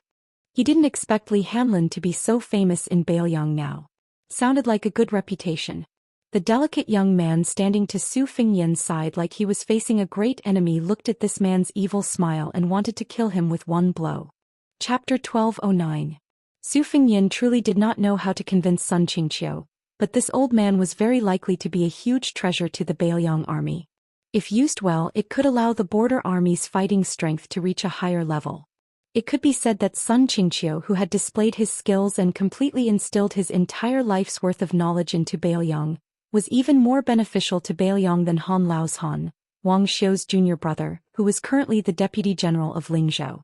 Of course, all of this was just a possibility, but if they missed it, then it would not even be a possibility anymore. Su Fengyan raised his hand. This movement very quickly attracted the old man's swift and violent spear attack. The wax spear did not seem to have any momentum, but it slanted downwards, accurately and viciously stabbing towards Su Fengyan's throat. It was clean and crisp, and it contained the essence of the Sun family's spear technique, pressing forward courageously. In the end, the two youths saw the spearhead of the wax spear stop several inches away from the person. Then the wax spear, which was in line with the Sun family's unique, no-return aura, was instantly squeezed out in a large arc and then shattered on the spot. After Su Fengyan raised his hand, a young woman in tight black clothes mysteriously appeared in the shade of the tree. After seeing this scene, her exquisite figure was completely expressionless. She was the death warrior Fan Xiaochai who had just left the whisk room not long ago. Sun Qingqiu held half of the wax spear. His palm was split open and covered in blood. Even though the old man was already certain that he was not this person's opponent, his spear attack returning without any results still shocked the old man too much. He believed that this spear attack of his was something that even those second-level experts who were usually elusive would not be able to deal with so lightly. Moreover, this young man sitting there did not move at all. There was not even the slightest movement of his qi. Su Fengyan did not look at Fan Xiaochai. He only said, "You don't have to follow me for a while. Take the old man to the border of Liangzhou and find Lu Qiu. I have already decided on the official position. As for how to use the Sun family's spear technique, let Lu Qiu decide for herself." Then Su Fengyan asked with a smile, "Old master, are you sure you don't want to make a profitable business?" The old man was an open-minded person. After thinking for a while, he sighed and said, "Anyway, I have no choice. Let's see if God wants to destroy my Sun family. I don't believe that he Wushu, a branch leader of the Fish Dragon Gang, can order you around." Su Fengyan breathed a sigh of relief and asked tentatively, "Would you like to leave after we finish the wine?" The old man sat down. "Drink, why aren't you drinking?" The two youths trembled as they returned to their seats. Especially the delicate and pretty youth, he was completely dumbfounded. As for the hot-headed and tall youth, his face was filled with worship. He must have really met the legendary otherworldly expert. So when this young master said that he was a little tall, he was really tall?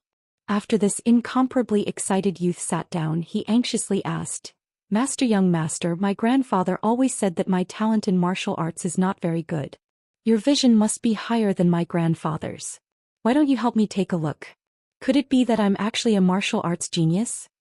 Su Fengyan looked at the youth and said calmly, "Logically speaking, you are still a long way from your grandfather's age." The youth opened his mouth wide and still did not give up. With a sad face he asked, "What? Master, young master, don't make a mistake.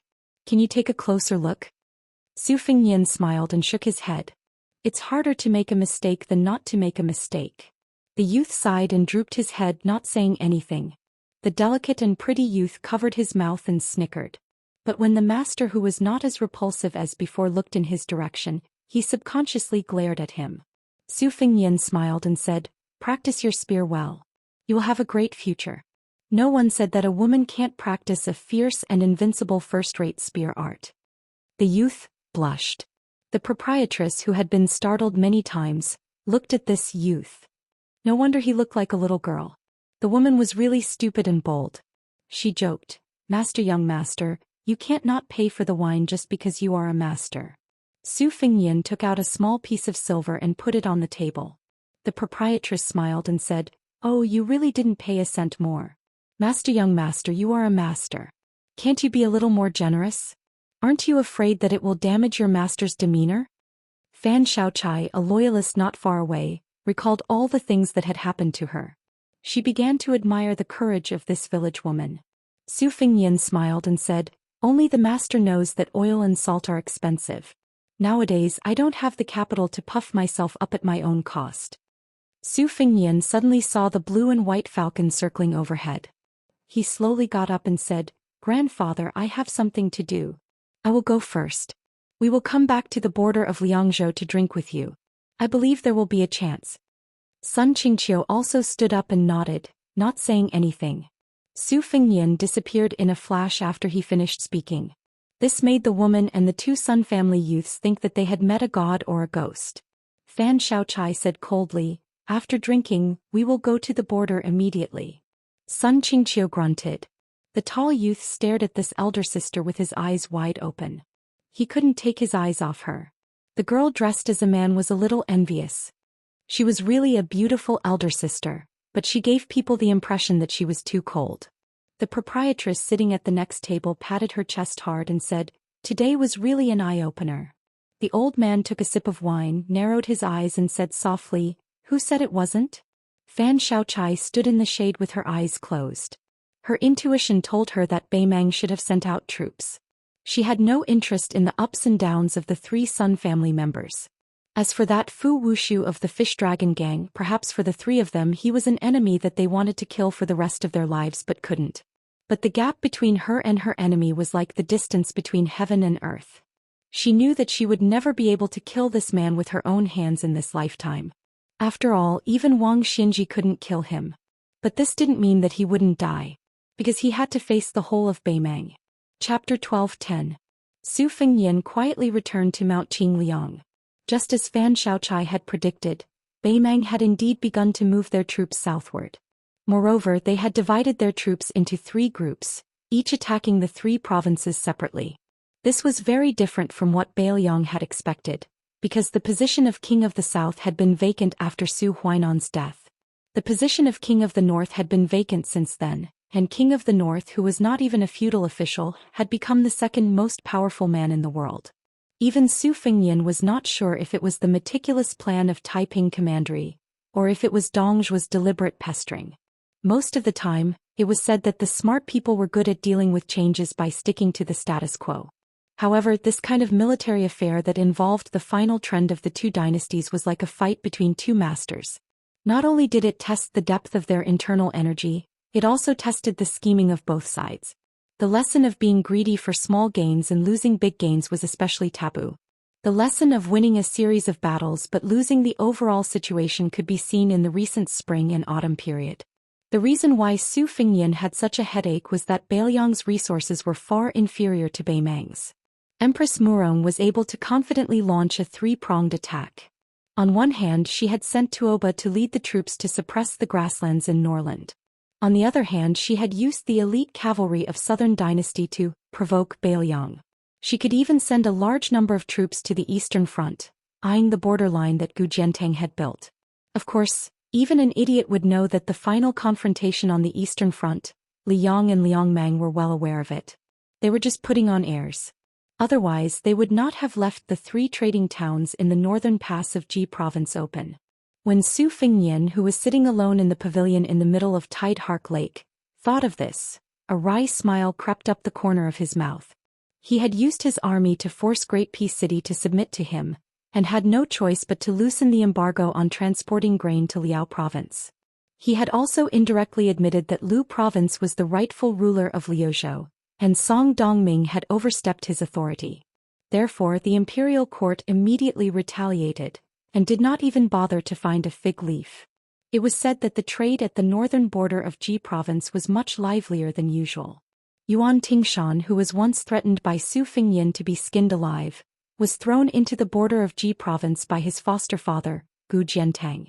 Now he had become the commandant of horse tampering with 4,000 old soldiers of Ji province, and had more than 20 forts of various sizes under his command. At the same time, he was also in charge of 3 counties, and his territory was getting closer and closer to Beiliang. The power he had in his hands was almost equal to half a provincial governor and a general with real power. No doubt this was a silent mockery of Su Fengyan, the vassal king of Beiliang. Especially after Li Huoli, the eldest son of Wild Goose Castle in Ji province, died suddenly in Quick Snow Mountain Villa. Yuan Tingshan, who was very popular in the border area of Liang dynasty, was about to become the son-in-law of Wild Goose Castle, marrying the famous woman who was known as Li Jiashuan. In addition, Yuan Tingshan had a very close relationship with the first prince, Zhao Wu of Liao province. It could be said that Yuan Tingshan's wings were fully grown, and even the nobles in Great Peace City no longer treated him as the foster son of Gu Jiantang. Yuan Tingshan, as a stray dog, had become a shining star in the dynasty in just 2 years. There were even some people who were secretly adding fuel to the fire, and had raised Yuan Tingshan to the position of Su Fengyan's mortal enemy. Su Fengyan sat on a bench in the pavilion with 2 boxes of chess pieces on his knees. He held a dozen or so round and pleasant chess pieces. As time passed, they were soaked in his warmth and were no longer cold. Su Fengnian's thoughts drifted to the Tai and city that he hated and feared in his heart when he was young. He smiled. Just like when he was young, he always felt that Mount Qingliang was the highest mountain in the world. Only after he left Liangzhou did he know that Mount Wudong had 81 peaks. After he left Beiliang, he saw many magnificent mountains and rivers with his own eyes. With the increase of experience, many of the deep-rooted thoughts of the past involuntarily faded away. After Qi Yanglong, the Grand Chancellor of Shangyin Academy, entered Tai and city, even the slow-witted officials sensed a storm brewing. Although Grand Chancellor Qi only held an idle job in the Imperial College for the time being and his official rank was far inferior to the Right Chancellor Jean Lanting, what was even more incomprehensible was that the Imperial College had 7 schools under its jurisdiction. It was only after Gu Jiantang stepped down as the Minister of War that he was allowed to add martial arts. However, Grand Chancellor Qi, who was as knowledgeable as the sky, chose to be the supervisor of the least popular martial arts. In terms of quality, he was barely on par with the Imperial College. In terms of quality, he was barely on par with the officials of the Imperial College. In terms of the original position in the Imperial College, the director of the martial arts who had been neglected, was a whole imperial road away from the Imperial College.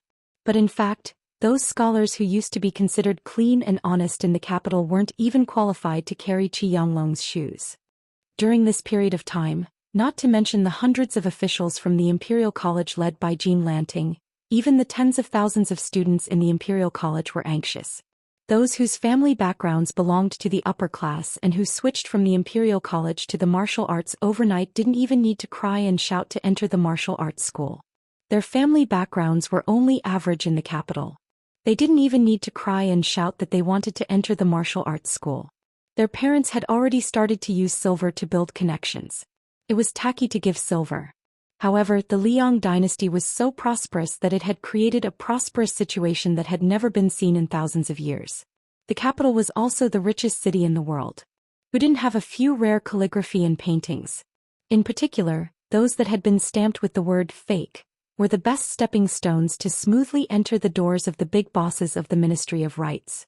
No matter how much the people of the capital cursed the young man in Beiliang, when it came to the identification of authentic works, that guy's picky eyes were very convincing. As long as he recklessly wasted a natural treasure and labeled it as a fake, it was 100% authentic. Moreover, although the young man's surname was Su and not Zhao, he had now become a proper vassal king and had defeated old monster Wang, who was recognized as invincible in the world. As long as he had his seal, no matter if it was square or round, a calligraphy or painting could be sold at a sky-high price in the capital. Su Fengnian didn't have any feelings about this matter. He was more concerned about the direction of the murderous battle between the dragon and the deer that was about to happen. According to the secret report, this Grand Chancellor, who was praised as a person who could be compared with 1,000,000 soldiers, was not really making a small fuss in the martial arts field of the Imperial College.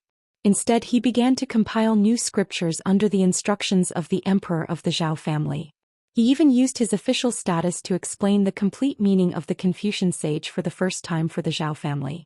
It seemed to be icing on the cake for the imperial examination, but in fact, it was to shake the foundation of Zhonglu. This time Qi Yanglong took the lead in compiling the classics. Just by looking at the 2 assistants, one could see how much importance the emperor attached to him. The left chancellor of the Imperial College, Yao Baifeng, and the Grand Secretary Yan Jieshi, who was a relative of the emperor, were only assistants to Qi Yanglong. Was Qi Yanglong really just compiling a few volumes of books? He was setting the rules for all the scholars in the world for hundreds of years from now on. Su Fengnian clenched the chess piece in his hand and said to himself, "It's okay if Bai Yan loses. Anyway, Zhonglu has always been hostile to Beiliang. If Qi Yanglong can still suppress Bai Yan, Beiliang's situation will only get worse and worse in the future, won't it? Do I have the extravagant hope that Sage Qi, who is destined to accompany the sacrificial ceremony in the Imperial Ancestral Temple, will treat Beiliang differently?" Mr. Wang, who lost the debate between heaven and man, said that Qi Yanglong had always had a deep hatred for all the vassals including Beiliang.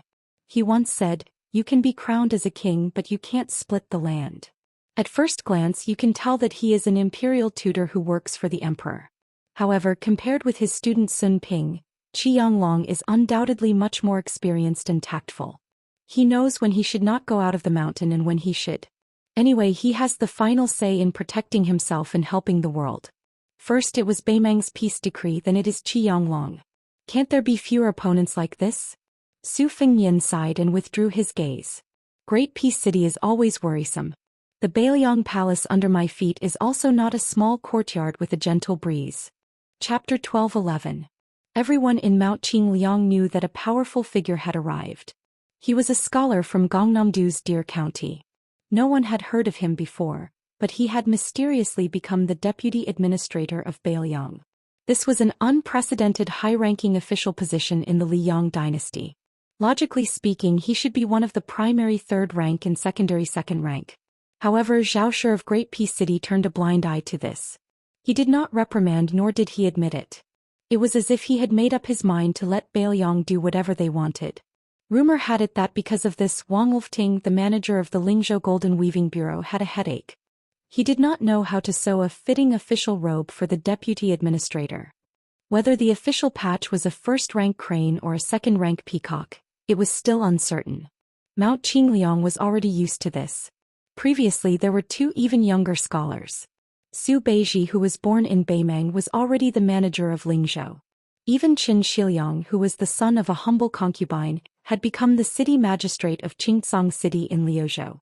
Another scholar from the Song family who had suddenly gained power was nothing. Moreover, it was said that during the Yonghui era, when the pillars of the imperial court had emerged one after another to shoulder the burden, he had competed with the head of the prime minister Yin Maochun for the number one scholar. Such an outstanding figure had a much higher starting point than Su Beiji and Qin Shiliang. Nowadays the atmosphere in Beiliang had changed. The status of scholars gradually rose with the tide. This was already the trend.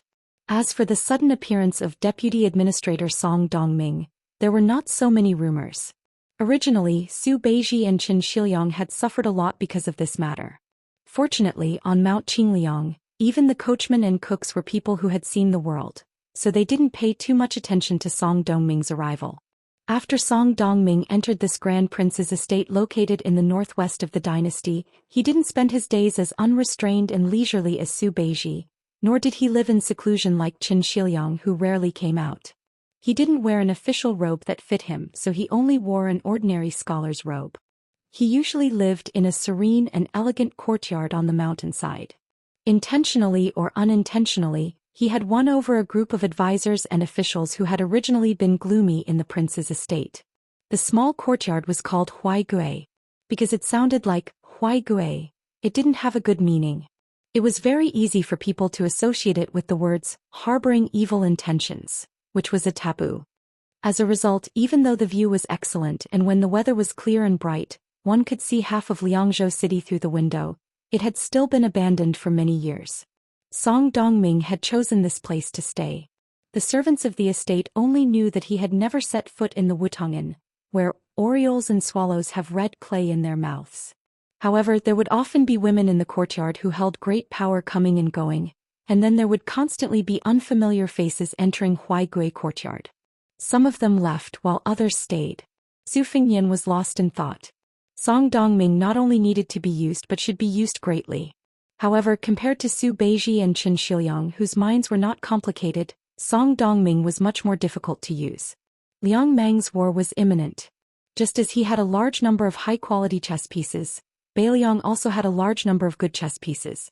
Among the generals there were bright stars. Yan Wenluan, Jean Partridge, Zhou Kong, Ancestor Gu, He Zhonghu, Qin Yunchui, Chu Lushan, Yuan Zuozong, Ningame, Wang Lingbao, Li Mofin, and so on. There were simply inexhaustible talents. But what about the civil officials? In particular, the officials who could make Liang drool could be counted on one's fingers, not to mention the large number of loyal court officials who had sprung up like bamboo shoots after the rain during Yonghui's reign. It was no wonder that the Liang imperial court liked to ridicule Beiliang for following his example. If Su Shao was crippled, the entire Beiliang officialdom would be crippled as well. The civil and military officials would be unbalanced, and it would be difficult for them to make a difference. In war, it was not enough to say that the martial artists could fight well and not be afraid of death. Especially in the upcoming war, where tens of thousands or even hundreds of thousands of soldiers would be involved in a local campaign.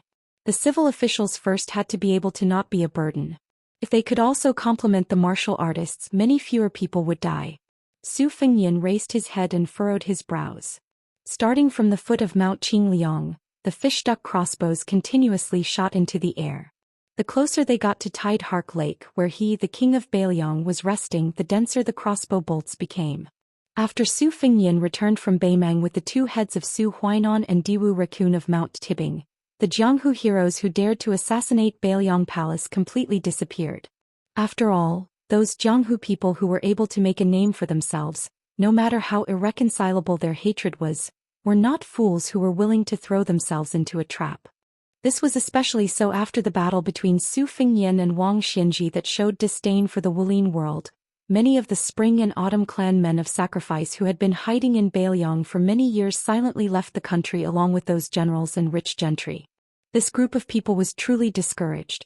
Su Fengyan could not think of anyone who could completely conceal their qi and arrive at the foot of Mount Qingliang, then suddenly charge into the palace. Even Su Fengyan could not clearly capture that indistinct figure. Logically speaking, if Xiaoshi wanted him to arm wrestle with Beimang, he could die, but he could not die too early. As for Beimang, Hong Jingyan and Murong Baoding had only recently appeared in Liuzhou, so there shouldn't be anyone who would be so bored as to come alone. Tuoba had this strength, but the mindset of the war god of Beimang had always been more inclined to achieve great feats on the battlefield. Just as Su Fengyan was feeling puzzled, he saw a figure dash out of the nearby Tide Hark pavilion. Su Fengyan was absent-minded for a moment. Before Su Fengyan went up the mountain to practice his swordsmanship, Su Fengyan brought back the white fox face. It was a snowy winter and the white fox face was swordsmanship on the lake. At that time, Su Fengyan really thought that it was the most powerful swordsmanship in the world. Now that he looked back, White Fox's bladesmanship and bladesmanship were still superior, but there was still a gap between it and Gu Jiantong's and Chao Chongqing's thunder of mind and heart of mind that he had seen in Tai and City. However, White Fox's face was the first Jianghu expert he had confirmed in his 3 years of travel. Of course, after that, old Huang, the old man with the blade who came out from the bottom of the lake, the old hierarch Wang Zhongluo, and the old man with the sheepskin fur coat gradually appeared in his vision. Each of them had their own charm and all of them were admirable. His reverence for Jianghu arose spontaneously. Chapter 12:12. Bai Hu Er's face passed by the tall figure 1,000 feet away from the pavilion in the middle of the lake. Su Fengyan stood up. After the assassin paused for a moment, which was difficult to detect, Su Fengyan immediately recognized the newcomer's identity. It was a completely unexpected senior. A nameless swordsman who loved to eat swords. Xianxia Valley. It was the old man who lent his sword to Su Fengyan and saved his life from Han Diaoxi. Su Fengyan stood and walked out of the pavilion. Before he could walk down the stairs, the old ancestor eater sword came to the pavilion. The one-armed old man who exchanged his arm with Li Chungang lifted the sleeve of his broken arm. More than half of the sleeve was cut off. He said, Gu Jiantang doesn't have such a sharp blade technique at his age. One blade is roughly equivalent to Gu Jiantang from 8 years ago. What about 2 blades? Su Fengyan stepped down the stairs and smiled. Junior greets old ancestor Sui. The old man went straight to the point. I won't haggle over your hospitality. Kid, you owe this old man your life. Give him 7 or 8 good swords first as an appetizer. How you repay your kindness later on will be calculated slowly. Kid, you robbed Wang Xinji's belongings from Martial Emperor City. I think this old man is in for a treat this time. Su Fengyan smiled and said, unfortunately, the family head of the sword tomb blocked the way at River Prefecture. Most of the famous swords were destroyed. But since old ancestor is here, there are still some good swords in the treasury. Senior, you will be full for every day you stay here. The old man glanced at the young man who he used to look down on and laughed. Kid, this is what makes you hard to hate. Although you are not a good person, you are not stingy at all. The old man stepped into the pavilion in the middle of the lake. Su Fengyan followed behind him and asked softly, Dong Tai didn't enter Beiliang with Senior? Xianxia Valley rolled his eyes and said, he doesn't want to get involved in the court disputes. This old man is the same.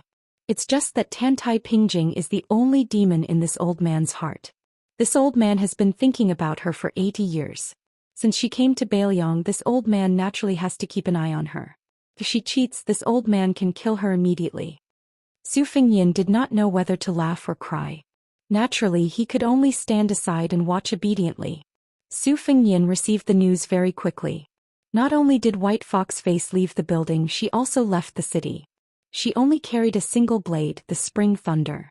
Without any hesitation, she brought Wang Xing, who was helping to carry the winter-embroidered blade and the 7 swords, to Beimang. She did not even bid farewell to Su Fengyan before she left. This made Su Fengyan feel a little sad. After Xianxia Valley sat down, he said something shocking. With Xie Feiyu's help to capture the flood dragons of all sizes in Shu, Chen Zhibao will soon catch up with Wang Xianji. The old man gloated. Su Fengyan, don't tell me you have a feud with everyone with Xi in their name? Su Fengyan smiled bitterly and shook his head. However, he was shocked and nodded slowly. He remembered the most hidden shadow of the Qin dynasty 800 years ago. His name did not have the word Ji in it but was called Chao Ji. The old man was just speaking casually. He did not care about this messy and confusing theory of numerology. Su Fengyan, who had a gloomy expression, leaned against the pillar of the pavilion and closed his eyes. Then his expression turned for the better. He stood up and looked into the distance again. Xianxia Valley, who had 2 snow-white eyebrows, stretched out 2 fingers and twirled one of his long eyebrows. He stared at the young man whose state of mind had changed and slowly fell into deep thought. From the southeast, where there were streams and drizzles, to the northwest, where there were yellow sands and strong winds, a pair of master and disciple walked for thousands of miles. They were finally about to enter Baoyang. They were about to approach the Wudong mountain that was full of incense. Finally, at the end of this auspicious year, they would climb the mountain amidst the heavy snow. At this moment, the young master was carrying his exhausted disciple and was walking slowly. Master, after becoming a Taoist, will I have to memorize a lot of books? Not necessarily.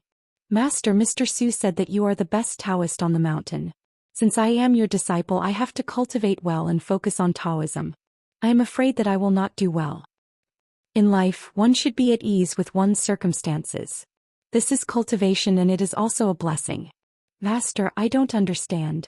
What does it mean to be at ease with one's circumstances? It means to stop when you are tired. When you are not tired, you can continue. We Taoists seek Taoism.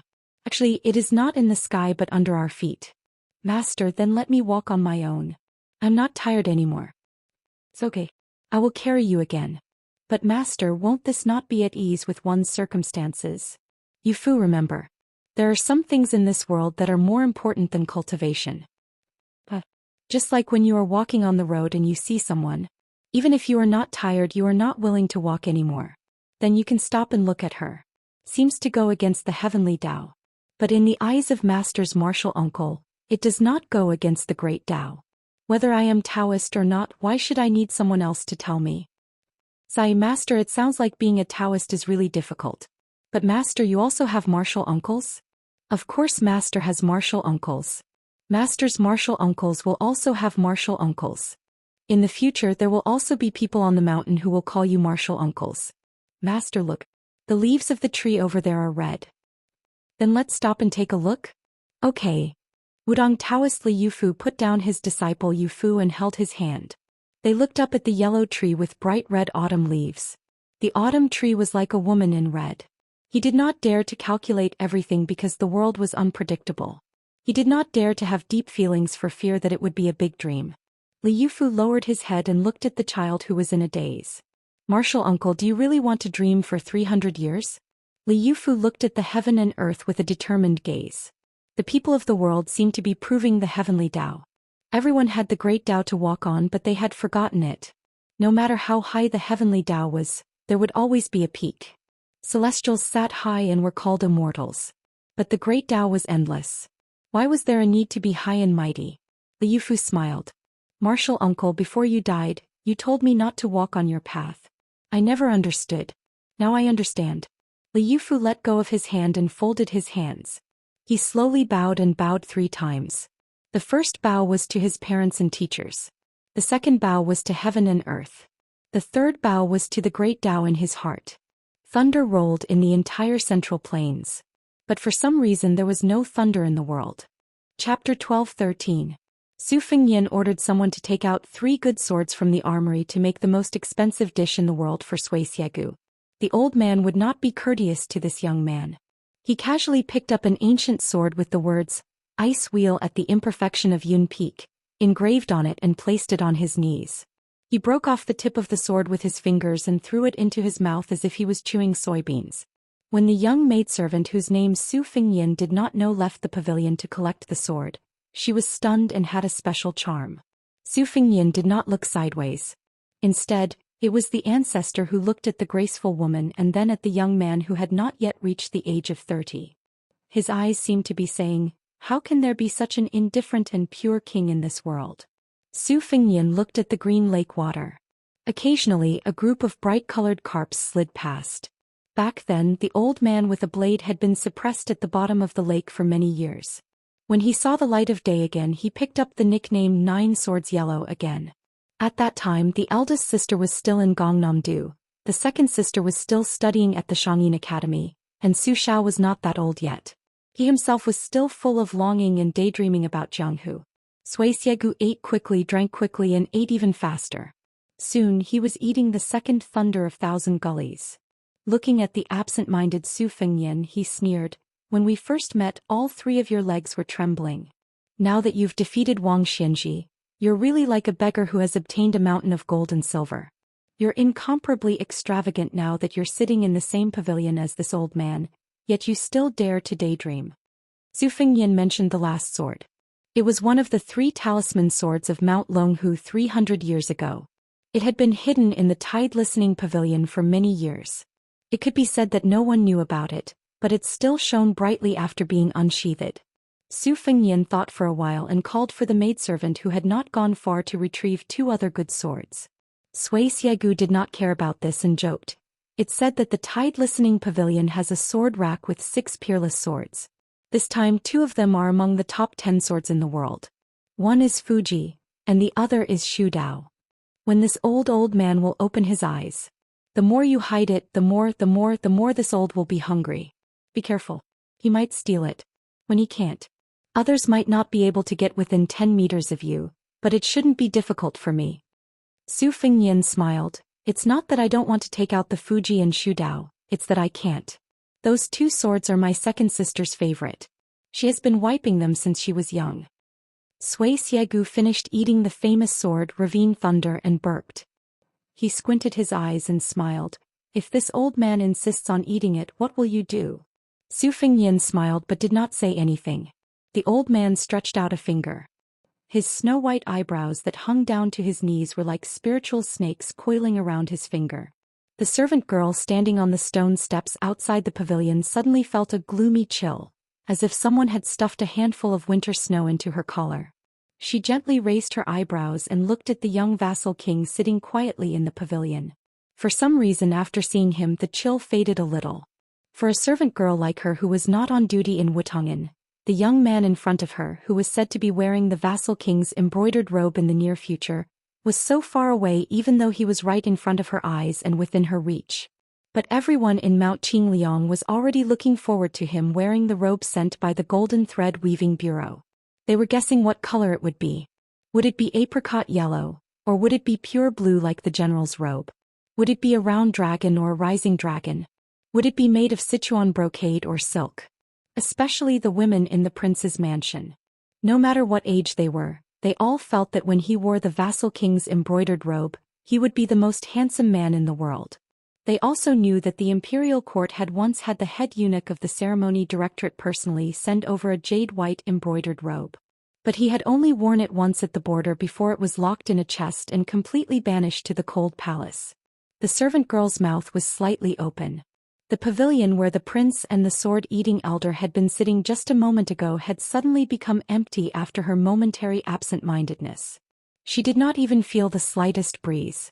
The 2 of them had disappeared into thin air before her eyes. On the lake between the tide-listening pavilion and the pavilion in the middle of the lake, Su Fengyan had his back to the armory as he flew backwards.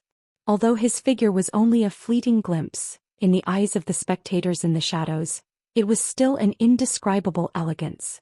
3 zhang in front of him was Sui Xiegu with one hand behind his back. His two long eyebrows like a dragon's beard fluttered in the wind. The two of them did not attack. The illusory Su Fengyan once again paused after reaching the shore. At the same time, Sui Xiagu's slightly leaning figure also appeared in everyone's line of sight. These two people who stood at the peak of Jianghu despite the great difference in age, still did not openly attack each other. However, the distance between the two of them had already shrunk to 2 zhang. Nothing can be done more than 3 times. Su Fengyan stopped in front of the Tide Listening Pavilion's 3 layers of signboards and did not retreat any further. Sui Xiagu laughed loudly, but he did not insist on barging into the pavilion through the main door. Instead, he pushed off the ground with the tip of his foot and soared upwards. In the blink of an eye, a strange scene appeared. The servant girl in the pavilion craned her neck to look. She saw that the white-browed immortal who had eaten the sword had returned to the Tide Listening Pavilion's platform. He even stretched out his single arm to pat his shoulder as if he was dusting off the dust. Chapter 12:14. Su Fengyan floated in the air at the same height as the 6th floor, looking down at the old man on the ground. The robe under his armpit was cut open by a strand of sword aura that reached the godless realm. The sword aura was formless and the sword was where the heart was. It was already considered a superior technique, but there were still traces to be found when fighting with a top master. However, if the flying sword technique was formless and godless and unpredictable, then it would be a real headache. As for Dong Tai's flying sword technique, it was clearly a sword, but it was superior to the godless sword aura. He already had the bearing of an immortal swordsman. No one would want to provoke this middle-aged swordsman who had borrowed a sword from Li Chungang and then returned from a visit to the East Sea. After Wang Xinji's death, even Tuoba did not dare to say that he had absolute confidence in winning.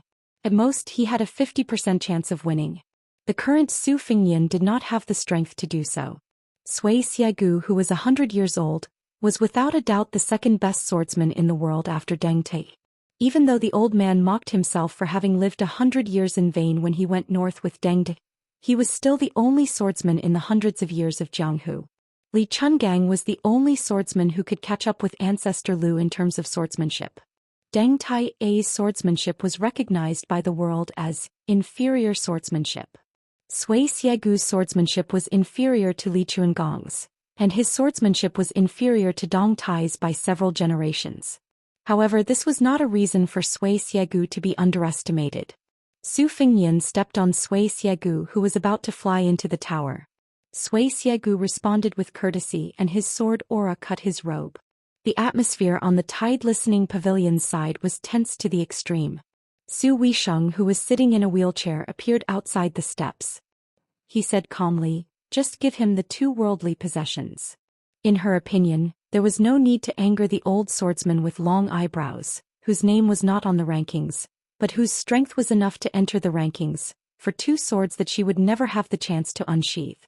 Su Fengyan shook his head and said, "If it's mine, I'll give it away. Second sister, you like him?" "No way." Sui Xiagu, who had been stopped 4 times in a row, could not help but mock. "What arrogance! Do you really think that a crippled local snake like you can kill all the dragons in the world?" Su Fengyan smiled and said, "Senior, you asked for it." The corner of Sui Xiagu's mouth twitched as he said darkly, "Oh, this brat is really panting?"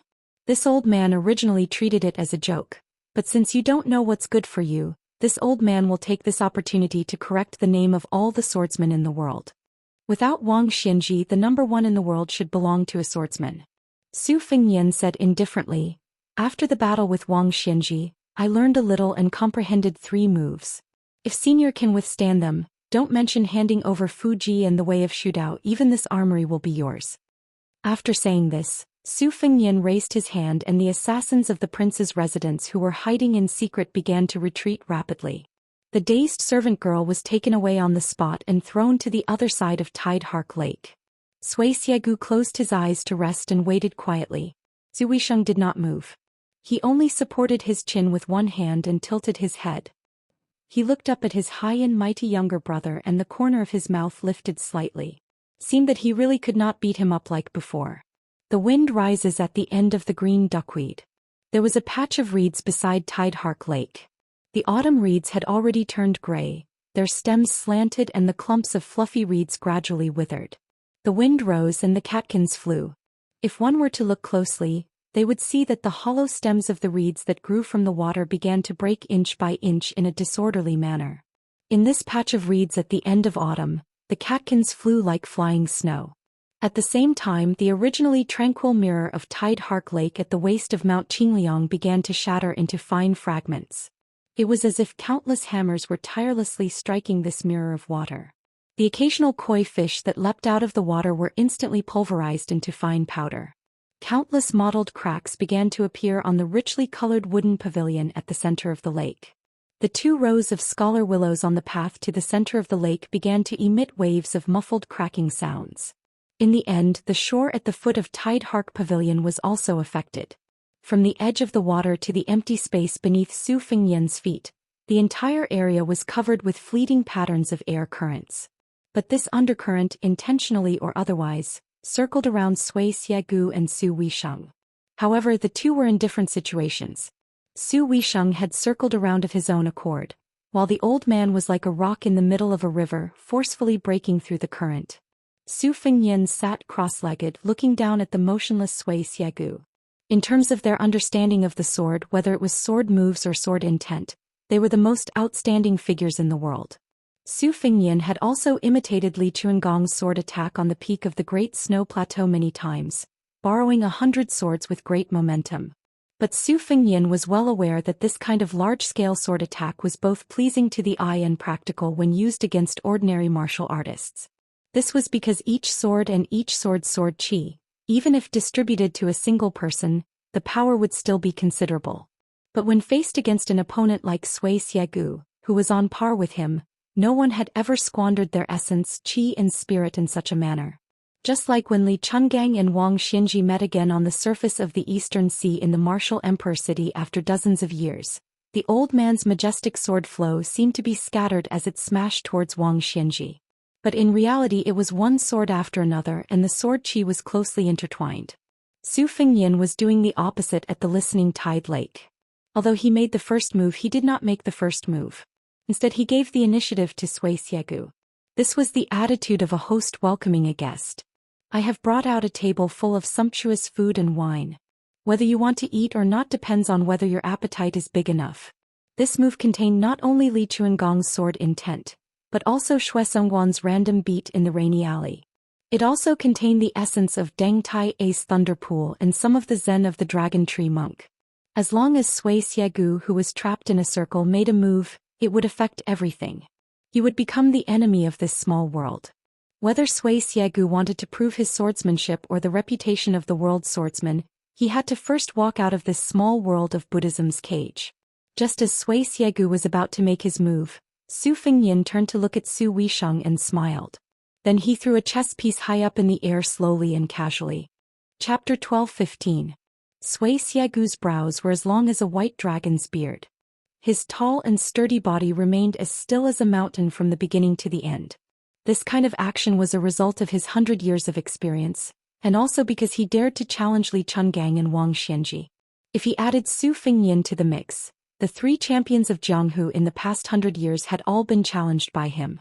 When Li Chungang returned from the demon-slaying platform, his state of mind was damaged, but Sui Xiegu did not take advantage of the situation. He still asked about the strongest person, the 2-sleeved green snake that Li Chungang had mastered to the extreme. After that, Wang Xinji was at the peak of martial arts. No matter how they fought, he was always the strongest.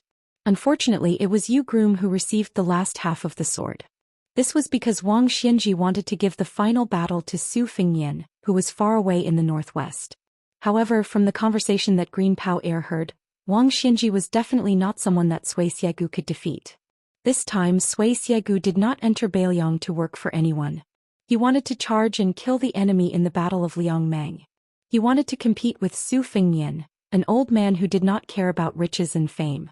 Sui Xiegu was sure that Su Fengyan's original reliance on Gao Shulu's physique had disappeared. Therefore the only thing that could be done was to kill without spilling blood. This was similar to the old master of the Spring Invitation Cottage who was best at talking on paper. However, Sui Xiegu believed that in today's world, there were at most a handful of idiots like himself who dared to fight with Su Fengyan. Arriving at the right time was better than arriving early. Just as Su Fengyan was facing off against the old man, Wu Luding and Cui Hua led the Wu clan cavalry into Liangzhou city and arrived at Mount Qingliang. After entering the prince's estate, their path was unimpeded. The 100-some people abandoned their horses and walked to the other side of Tide Hark Lake where the two experts were facing off. These withered swordsmen with long swords on their backs stood in a line. Apart from the sloppy young sword crown and the calm female sword attendants, the chief flow of these 90-some people was affected. Their tranquil minds began to ripple to varying degrees. Even if the spectators did not comment on the game, they could not help but put themselves in the opponent's shoes.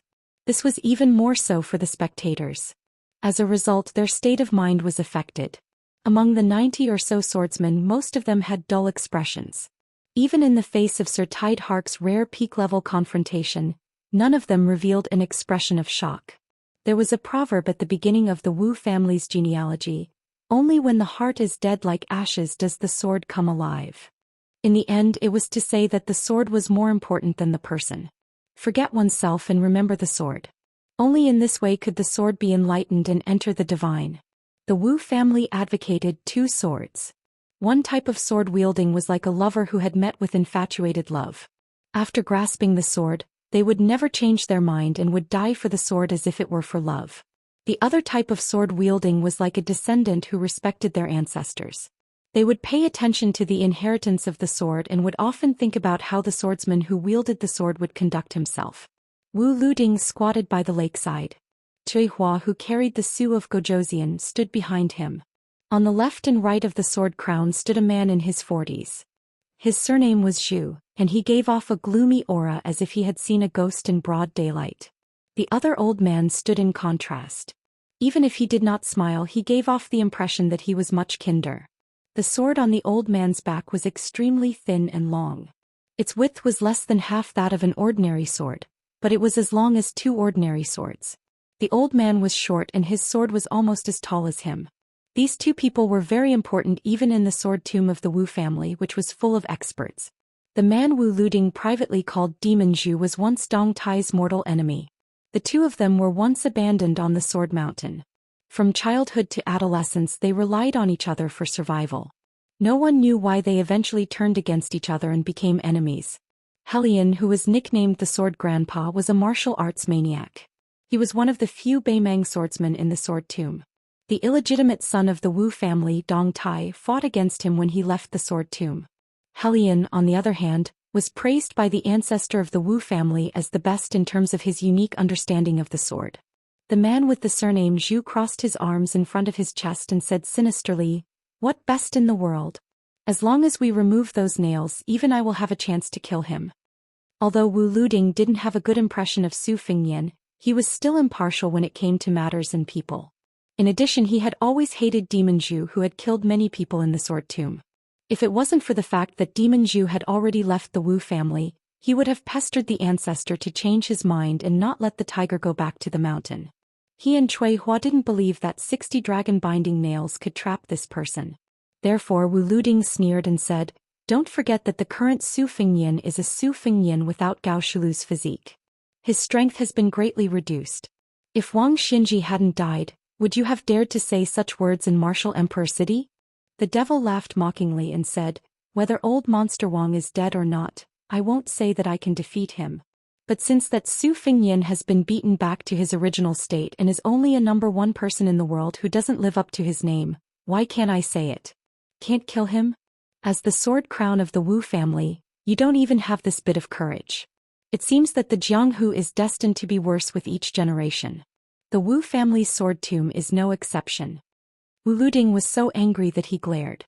Just as he was about to speak, he heard Cui Hua say softly, "Zhu Huang, in 3 days, we will decide who the Su of Gozhouzian belongs to." Demon Zhu, who had been drooling over the Su of Gozhouzian for a long time, chuckled. However, there was a trace of undetectable nervousness in his fiery eyes. Wu Luding was even more flustered. However, he knew Cui Hua's temperament too well. He couldn't persuade her with words. Even if he used a few large vats of saliva, it would still be futile unless his swordsmanship was better than hers. At this moment, Wu Luding, who had left the sword tomb to travel the Jianghu for many years, suddenly realized that he might have been too content. He always felt that he would one day reach the top of the sword forest and that there was no need to rush. Wu Luding seemed lazy and undisciplined, but he was also extremely conceited. He thought that his talent was enough to make the entire Jianghu wait for that day. Elder Hellion, who had been watching the tide listening pavilion all this time, suddenly said, "I've spent my entire life observing, learning, and comprehending. It's like collecting countless treasures. I want to weave 2 flawless curtains, but I'm limited by my mediocre weaving skills. I have the will, but I don't have the strength. It's said that even the cleverest housewife can't cook without rice. I'm helpless, and I'm even more helpless. I have 10,000 pounds of rice, but I can't cook it. Thus, I've never been able to show these 2 curtains to the world." The elder turned his head to look at the young sword crown and slowly said, "I originally thought that you, Wu Luding, could weave the 2 curtains. However, time doesn't wait for me. I'm already over 80 years old and don't have many days left to live. I might not be able to wait until the day you achieve enlightenment in the way of the sword. Now, I'm fortunate enough to encounter a ready-made one." Chapter 12:16. Wu Luding said with a bitter face, "Marry Grandpa's sword. Just keep it in your heart. Why do you have to say it and make me sad?" The old man smiled and said, "When us old men see that our juniors don't make progress, we will always hate them for not competing." Wu Luding sighed and turned to look at the lake, lost in thought. Other than the most prestigious people in the Wu family sword tomb, there were also Zhang Wantai, the left-handed swordsman who had once fought with Gu Jiantang, Lu Jianji, the young master of the apricot sword furnace, Yu Zhuowu Han Banjian, and the sword monk Cui Meigong of Western Shu, as well as Nalan Huayu and a few other women who had been in the sword forest for many years. All of them stared at the battle of the pinnacle beside the armory. It was very different from how people imagined it to be when 2 top experts fought. Other than the beautiful scenery of the rippling lake, the only eye-catching scene made the hundreds of people of the Wu family feel as if they had fallen into a fog. Even Zhu Huang, the Hellion sword maniac, and Gongsun Xiushui, these top swordsmen, followed the movement of that object with their eyes. A chess piece was thrown high up. It did not reach the top but fell down. It was still jumping to a higher place. Everyone had their own opinions. Gongsun Xiushui, the top master of the southern Tang in the past, said to himself, "The young king must have built a chessboard. The place where the chess piece is planted is the time when the killing intent is born. Whether the old man with long eyebrows can win or not depends on whether he can break this chess record before the chess piece lands." Nalan Huayu, who was still as charming as before, said with a smile, "What chessboard? In my opinion, that young handsome guy is just putting on airs. He does whatever he wants to do. At his level, no matter how shallow the moves are, they can still be used by him. Isn't it just a matter of looking good?" Yu Zhuowu, who had almost gone mad from practicing the ancient sword, shook his head and said, "Then you have really underestimated this person. That senior sword chi is overflowing from his body, and his cultivation state may not be lower than Su Fingnian's. There must be a deeper meaning behind his actions. How can a battle of life and death be a game?" The sword monk, who was often called Baldi Cui by Wu Luding, carried a wooden sword, dragon subduing wood, without a sheath on his back. He touched his head and sighed, "The Zen atmosphere here is really strong. It reminds me of the time when I passed by the Dragon Tree Zen master at the back mountain of the 2 Zen temples. The old monk was covered in mud. With a hoe in hand, he walked towards me and greeted me with a smile. I thought he was just an ordinary monk in the temple and missed him. Later on, when he thought about it, he realized that he was indeed a person who had attained the Tao of the glazed body. No wonder they say that the Su family of Bailiang has been devoutly worshipping Buddha for 20 years. Could it be karma?" The chess pieces began to fall. Just when everyone thought that an earth-shattering battle was about to begin, the sword maniac Hellion revealed a look of surprise and said coldly, "It's clear." Cui Hua closed her eyes again. Zhu Huang seemed to have sensed it at the same time. He curled his lips and had a complicated expression. It seemed to be admiration and disdain. Of the remaining 90 or so people, a few of them were obviously slower by half a beat. Most of them did not know what was going on and were still waiting for the thunderous confrontation between the 2 sides. The chess piece gently landed on the white-browed elder's shoulder. The elder's feet began to sink into the ground. It was only when his knees touched the ground that he stopped falling. Sui Xiagu retracted his gaze from Su Weisheng and raised his hand to casually smash the chess piece. Then the elder raised his head. There was a hint of anger in his tone. "Whether it's you or Wang Xianji, how come you're not as straightforward as you used to be when you're in the celestial realm? Do you think that this old man is not worthy enough for you to attack with all your might? Su Fengnian floated to the ground and said calmly, "It's hard to say what Wang Xinji thought of the sword that entered the city. If I could avoid fighting with my life on the line, I wouldn't." Sui Xiegu laughed coldly and asked, "If I attacked Su Weisheng's formation just now, would you be willing to fight with your life on the line?" Su Fengnian did not answer the question directly. He smiled and said, "Senior, you didn't attack, did you?" Sui Xiegu did not speak. However, Su Fengnian dashed forward and blocked in front of Su Weisheng. Sui Xiegu did not attack earlier. However, he purposely bore the full weight of this small kiliacosm. Otherwise, how could a chess piece cause his legs to sink into the ground? In Daoist records, there was once an immortal who used a reed to press down on Mount Buzhou. In the end, the entire mountain collapsed. Regardless of whether this was true or not, even if it was true, it was obvious. However, it was easy to see that before the reed landed on Mount Buzhou, the mountain would have already endured an unimaginable amount of pressure. Sui Xiegu knew better than anyone else that this brat had set up a trap. He had two choices. One was to attack Su Weisheng. The other was to bear the weight of this small kiliacosm. Sui Xiegu, regardless of his original intentions, he chose the more difficult option. This caused the old man to lose to Su Fengnian in the eyes of the spectators. However, for some reason Sui Xiegu was unwilling to give up. He wanted to fight again. A buzzing sound came from the tide listening pavilion. It sounded like countless mosquitoes and flies were gathered together. Su Fengnian wanted to say something but stopped. In the end, he did not say anything. "I will be injured, but you will die." Sui Xiegu, who knew the meaning of this, smiled. He used his fingers to tie a knot and asked, "How do you know if you don't try?" Elder Hellion sighed heavily. He was a little sad. "Why do you insist on doing this? Is the world sword path really going to decline in this generation?" The tide listening pavilion instantly fell silent. Only one sword flew out of the tall building. Ming Jianshu said. Before Chu Lushan's 1,000 cavalry opened Shu, there was already a green-robed swordsman who opened Shu with his sword. Su Fengnian took a step forward and bent his knees slightly. He put two fingers on his right hand together and held his sword with his left hand. He pointed at Sui Xiegu. He pointed at the swordsman who had once exchanged an arm with the old man wearing the sheepskin fur coat. To Li Chungang, no matter how big the world was, he could settle it with one sword. To Su Fengnian, who was drifting further and further away from Jianghu, no matter how good Jianghu was, he could only look at it from the other side as long as he was still the king of Beiliang.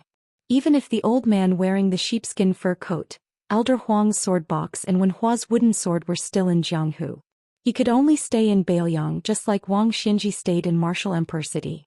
He stayed in Beiliang and did not care about the world's affairs. However, this did not mean that anyone could cross the line in Beiliang.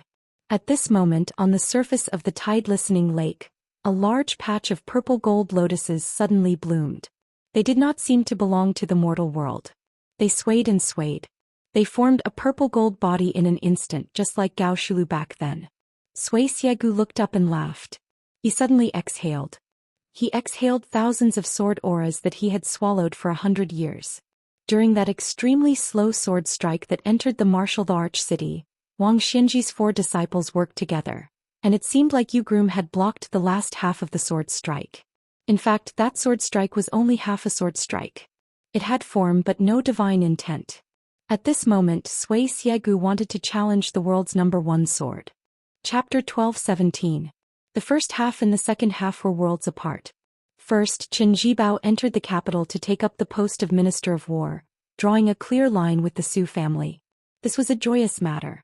Then the crown prince position that had been left vacant for a long time was revealed. The various kings left the capital to become vassals, which was also a joyous matter. Then Yin Maochun presided over the evaluation of the officials.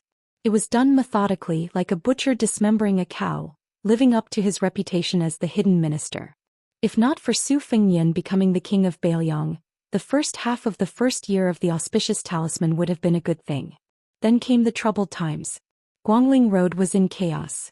Lu Xingxiang, assistant minister of the Ministry of War, became the commander. The vassal King Jing was in trouble. Of the 2 old generals, one died in battle and the other was still trapped. Hundreds of thousands of elite soldiers were lost just like that.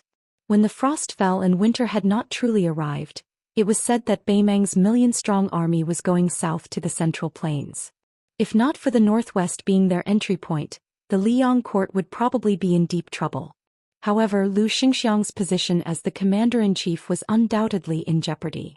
The Confucian sage Cao Zhangqing had also appeared on the eastern front of Guangling Road and was confronting the Prince of Guangling Zhao Yi. At this time, on another even more magnificent eastern front, the great pillar state Gu Jiantang, who was in charge of the military and politics of the northern region, was still biding his time. Qin Zhibao, the king of Shu, disappeared without a trace. Zhao Bing, the king of Yanqi, was watching from the sidelines. As the capital of the country, if not for the arrival of Qi Yanglong, who was in his twilight years, the people of Great Peace City would probably be in a state of panic. Every inch of land in Great Peace City was worth its weight in gold. Many officials who could attend court meetings every day worked for 20 years and still could not afford to buy a house. The more they worked, the less they could afford to buy one. A few years ago there was a tragedy. An official who lived far away drowned in a river in a rainstorm in the morning in order to make it in time for the morning meeting. The current emperor was said to have the country in his hands, but he was an almost stubborn and thrifty ruler. He was also very strict with his relatives in the imperial family.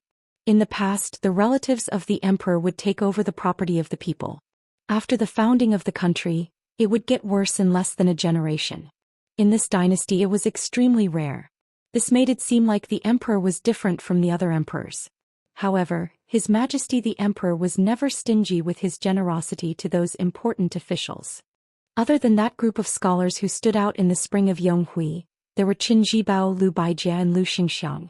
These three high officials of the Ministry of War lived in the best Vermilion Gate mansions when they entered the capital and were bestowed with countless rewards. However, these people still couldn't compare to Chancellor Qi. The previous owner of Qi Yanglong's residence was a county king who had been stripped of his hereditary title by the previous emperor. His eldest son had long been demoted to the rank of General Zhenghua.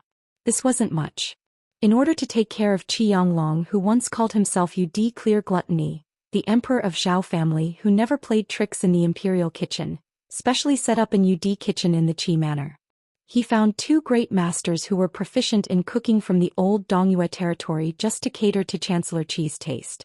As a result, Qi Yanglong didn't even need to follow the customs of the local officials. The Qi manor was such a treasured land of feng shui, so it naturally made the city's high officials and nobles scramble like ducks. They all considered it an honor to be able to cross the Qi manor's threshold. Regardless of their status and background, busybodies liked to judge by the time they entered the manor. For a time, the Qi manor's main entrance became a dragon's gate. This was an unprecedented grand occasion that hadn't happened even when Zhang Julu was in charge of the Xianxia province. However, this was also related to Grand Secretary Zhang's unreasonable behavior. Chancellor Qi, on the other hand, was completely different. Qi Yanglong didn't reject the luxurious mansion and silk bestowed by the emperor, nor did he reject the elegant book collection bestowed by his colleagues. There were people who roughly estimated that in less than a month's time, the Qi Manor's Iron Sword Zitherguts building had received no less than 80 books, all of which were paid per page, 1 gold per page. The Great Feng Dynasty's books were publicly acknowledged to be exquisite in paper, simple in style and excellent in engraving. It must be known that the few most famous private library buildings in the world today were the result of several generations of the family's perseverance and extravagance. Red lanterns were hung high everywhere in the Qi manor. Qi Yanglong had just sent off the Cave Abyss Pavilion's great scholar Yan Jieshi. He sat across from him and drank 2 jars of aged wine. At this moment, the old man who had come to the library alone seemed to be glowing with health. He wore a thick fur coat. The old man's figure was short and thin, especially in the north where men were all tall and healthy, so he seemed to be unable to bear the burden. The old man arrived in front of the bookshelf. Along the way he didn't take another look at those priceless books. Instead he pulled out a Bailiang local chronicle that Gu Jiantang had someone send over. The author was unknown. After the old man flipped it open, for some reason he read those concise words. He only felt a wave of lonely indignation assaulting his face. The land of Lianglong, the winter is extremely cold, many clothes and skins. Although they have been damaged by rats, they are still hidden deep, all of them using thick fur as clothing.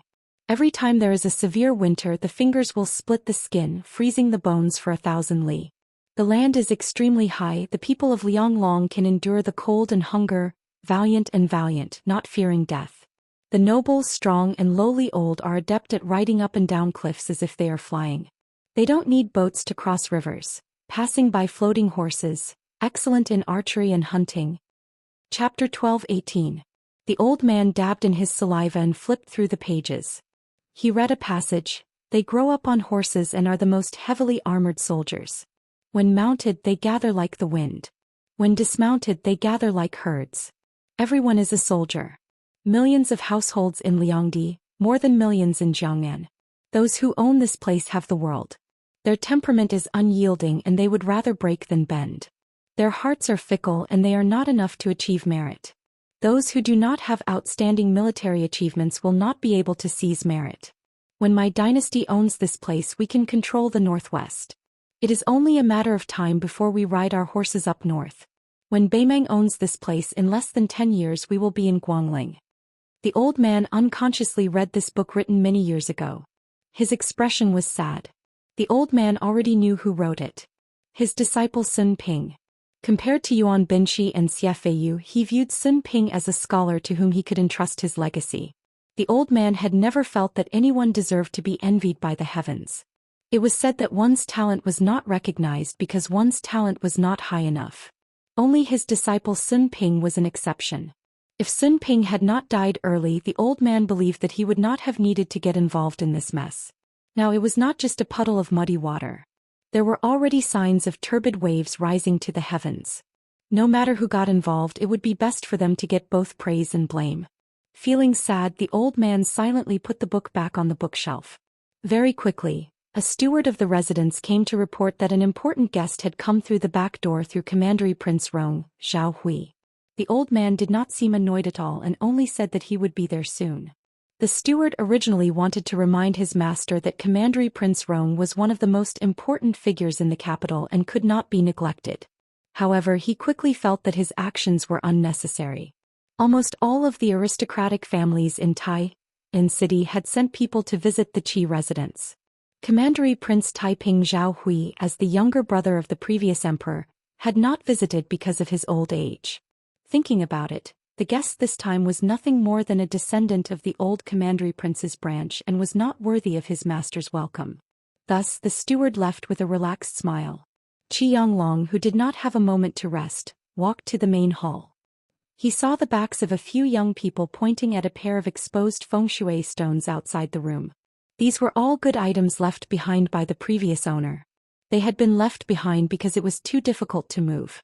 Otherwise, this pair of huge stones from the Spring God Lake that were 2 people high could be sold for 400,000 taels of silver in the capital. The old man was not in a hurry to greet them. He walked over quietly, and when he saw their faces clearly, he smiled. They were all very popular people. Wu Shizhen, whose father was Wu Lingsu, was the former Verdant Gazelle Palace lord. Now he was the leader of Taoism in the north. Together with the Taoist master mansion of Longhu Mountain, the 2 Zen temples were personally sealed by him. When a man achieves the Tao, even his chickens and dogs will ascend to the heavens, let alone Wu Shizhen, the only son of Immortal Wu. Wang Yuanran was the youngest son of Wang Xiongui, the minister of the Ministry of Revenue, who was known to have handled the most money in the Liang dynasty. Last time, Wang Yuanran annoyed a large group of descendants of nobles of similar status, and was forced by Minister Wang to kneel in the snow in front of someone's house to beg for forgiveness. After that, he was thrown into the Imperial College and had been quiet for almost half a year. Now he was probably considered to have made a comeback.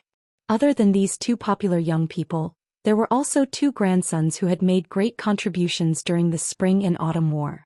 Following Yan Zhenchuan's death in battle and Yang Shenxing's loss of power, the Yan and Yang families' foundations in Great Peace City had been shaken, and their vitality had been greatly damaged. The other families of generals did not feel the same way. The ancestors of the latter, who had made great contributions during the Spring and Autumn War, had mostly died of old age and illness.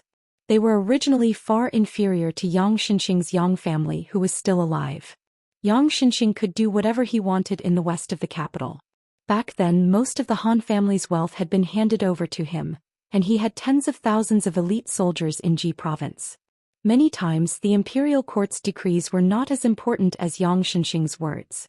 However, as long as Yang Shenxing lost his military power, then he would not just have a general's position, but the entire officialdom of Ji province would be turned upside down, and a large number of 4th and 5th rank local officials with real power would be freed up. When the four saw the old man who was about a head shorter than them, they all respectfully knelt down and bowed. Qi Yanglong accepted it calmly. After they rose, he smiled and asked, "Other than waiting for me, this old man, you should be waiting for someone else, right? You kids don't have the ability to buy Prince Rong's face." Wang Yuanran was about to speak when a familiar laughter came from behind him. Qi Yanglong turned around and saw 3 visitors. They all had young faces, but compared to the group beside him, whether it was their status or their aura, they were much better. The former 4th prince, the current crown prince Zhou Xian, the right chancellor of the Imperial College Jean Lanting, and a man that Qi Yanglong did not recognize. He was filled with a murderous aura that could not be concealed. Even if he was accompanied by the crown prince and Jean Sanlang, he did not have the awareness of being a supporting character. The old man thought for a moment and remembered a person. It should be Yuan Tingshan, Gu Jiantong's adopted son, and the son-in-law of Yanbao in Ji province. The old Gu Lu of the Ministry of War once had a secret file that divided the upper and lower volumes according to age. Those who could be recorded in it, especially the lower volume in the past 20 years, other than a few people who destroyed their own futures, most of them had reached the high position of a 4th-ranked general at the very least. Yuan Tingshan was now in the top 3 of the lower volume. The 3 of them bowed together. Qi Yanglong told them to dispense with the formalities. He sighed and smiled. "It's good to be young." Chapter 12:19. Chancellor Qi sighed.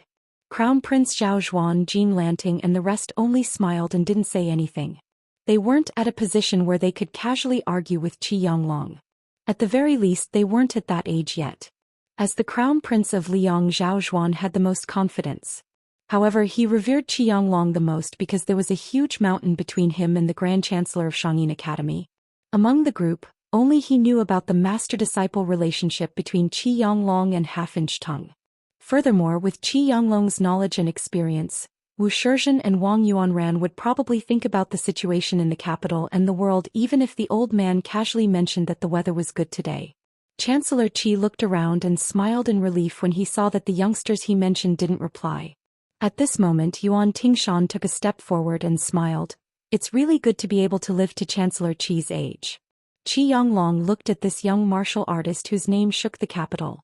Not only did he not blame Yuan Tingshan for his outspoken words, he didn't hide the admiration in his eyes. He looked at Yuan Tingshan and nodded. "Indeed, it's better to live than to die.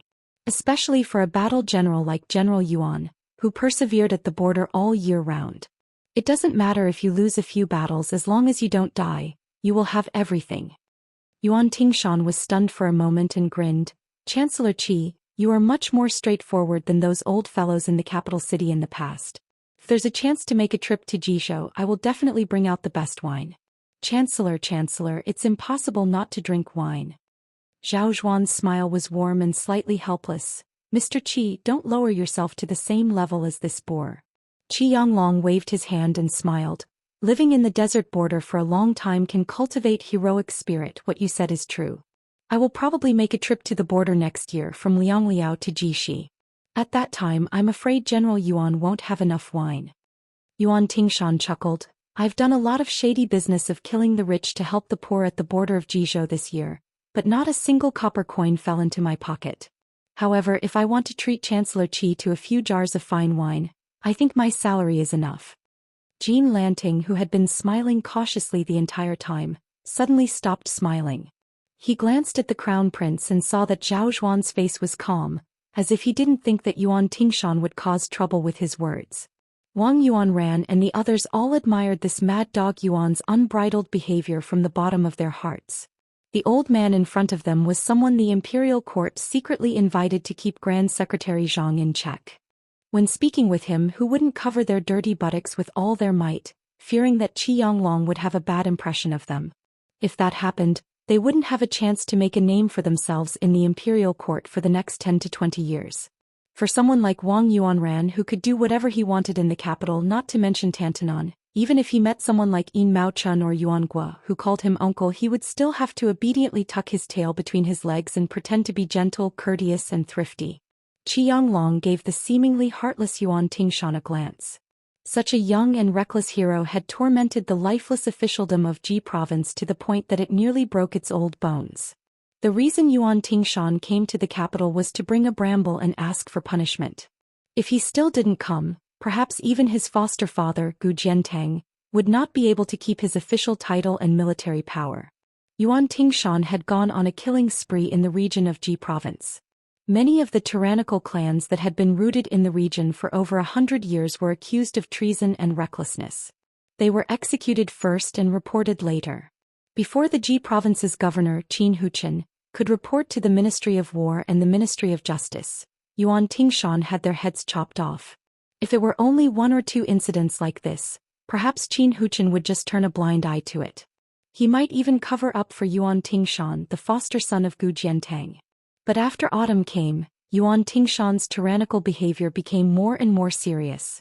The marriage between Ji province and Ji province was closely connected, and the power of each family was intertwined.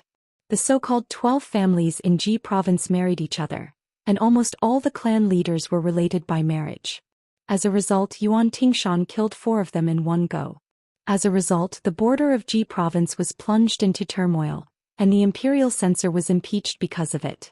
The general of Ji province and the deputy general who was in charge of the military affairs in Ji province were implicated. Not only were they severely reprimanded by the Ministry of War, it was said that even the emperor had started to pay attention to this matter. Finally, he shifted his solemn gaze from Guangling province to Ji province. Gu Jiantang, the great pillar of Ji province, paid no attention to this, and showed no sign of supporting this foster son of his. After that, Yuan Tingshan quietly came to Great Peace City, and somehow got on the crown prince's boat and came to Qi Mansion. As someone who was nicknamed Mad Dog Yuan, he must know that talking to Qi Yanglong was no different than talking to the emperor directly. And to a certain extent it was more tactful and more beneficial. The old man seemed to feel the heavy atmosphere around him. He laughed and patted Yuan Tingshan's shoulder. He didn't play dumb with this warlord of the border who was quite a bit lower in seniority and said straightforwardly, "Since you flatter me that I, Qi Yanglong, am a straightforward person, General Yuan can also be straightforward. On this trip to the capital, you brought the entire dowry of Yanbao's daughter. You haven't even warmed it yet and you're already using it to make connections. I heard that it's not very effective and not many people dare to accept it. As for me, I'm not a high official and I'm not afraid of losing it, so I can help you say a few words. I'm not entirely helping you, but in the end, I'm just going with the flow and helping you resolve your urgent situation. There shouldn't be a problem. However, General Yuan, you have to consider the crux of this matter yourself. Otherwise, if it happens again and again, no one is willing to waste their face and incense for nothing. On this point you can learn from the king of Bailiang back in the day." Yuan Tingshan couldn't help but sneer at Qi Yanglong. However, he could only hold back his complaints when he was facing this Grand Chancellor who had a profound and unfathomable knowledge. Otherwise, even when he was facing the great General Gu Jiantang who had contributed to the annihilation of 2 kingdoms, Yuan Tingshan would still be straightforward. Naturally, Qi Yanglong had heard about the grudge between this man and the Su family. Therefore he said earnestly, "Imitating a worthy person is a realm that only a virtuous person can achieve. However, if you wish to catch up with your enemy's power and status, it's something that everyone has. The latter is easier to accomplish. It's just like how you, Yuan Tingshan, didn't find Mi Fu who had 9,000 soldiers and horses, an eyesore of Qinyu who was the lord of a province. Therefore you've been thinking of adding a few thousand soldiers to your army, or even pushing Qinyu away and becoming the provincial governor, an important official of the border. You've been building momentum for this recently. Then based on the same logic, why can't General Yuan learn from Ren Tu and carefully study the history of this martial artist who had achieved great merit in the spring and autumn period? Could it be that the true thought in your heart is—" When he said this, the old man narrowed his eyes. Yuan Tingshan quickly interrupted Qi Yanglong and said with a bitter expression, Hold on. I'm scared of you, Mr. Qi. Don't worry, I've understood what you mean. As long as you're still in the imperial court, I'll do as you say. What do you think? As for where my position will be in the end and what I'll do at that time, if you've retired at that time, I dare not say that I'll listen to everything you say, but I'll still listen to your advice. Chapter 12:20. When the bystanders heard this, they felt as if they had fallen into a fog. The hedonistic son of a wealthy family, Wang Yuanran, didn't even listen since he didn't understand. He absent-mindedly admired the flowers, plants, and strange stones in Qi manner. Jean Lanting carefully chewed on the words of the old and young. The second-in-command of the Imperial College, who already had one foot in the center of the dynasty, already knew too much inside information. First, Chancellor Qi said he was just going with the flow. In that case, not only was the emperor not angry about Ji Bei's turmoil, he was instead happy to see it happen. Jean Lanting didn't find this strange. Back then, when the entire Han family died, it was only the first wave of cutting grass in Ji province, this important border region. What followed next was probably the second wave. Second, Chancellor Qi revealed that there would be a patrol of the entire eastern border in the near future. Perhaps the two Liao were dissatisfied with the imperial court's suggestion of having an assistant minister of the Ministry of War patrol in place of the Son of Heaven, so there was some backlash. There was an urgent need for an important figure with even higher authority than a third-ranked assistant minister to pacify them and set down the rules first. Then in the future, the assistant minister patrolling the border, supervising local military affairs move could be followed. Jean Lanting even thought further. Assistant minister patrolling the border, right now it was only the two Liao. Could he take an even bigger step and expand the border to Beiliang in the western border and southern Tang Path in the southernmost territory? Third, the elder wanted Yuan Tingshan to learn how to kill Su Shao. Did this mean that the imperial court, which had previously bestowed the posthumous title of Wu Li, was starting to change its direction when Beimang invaded the south?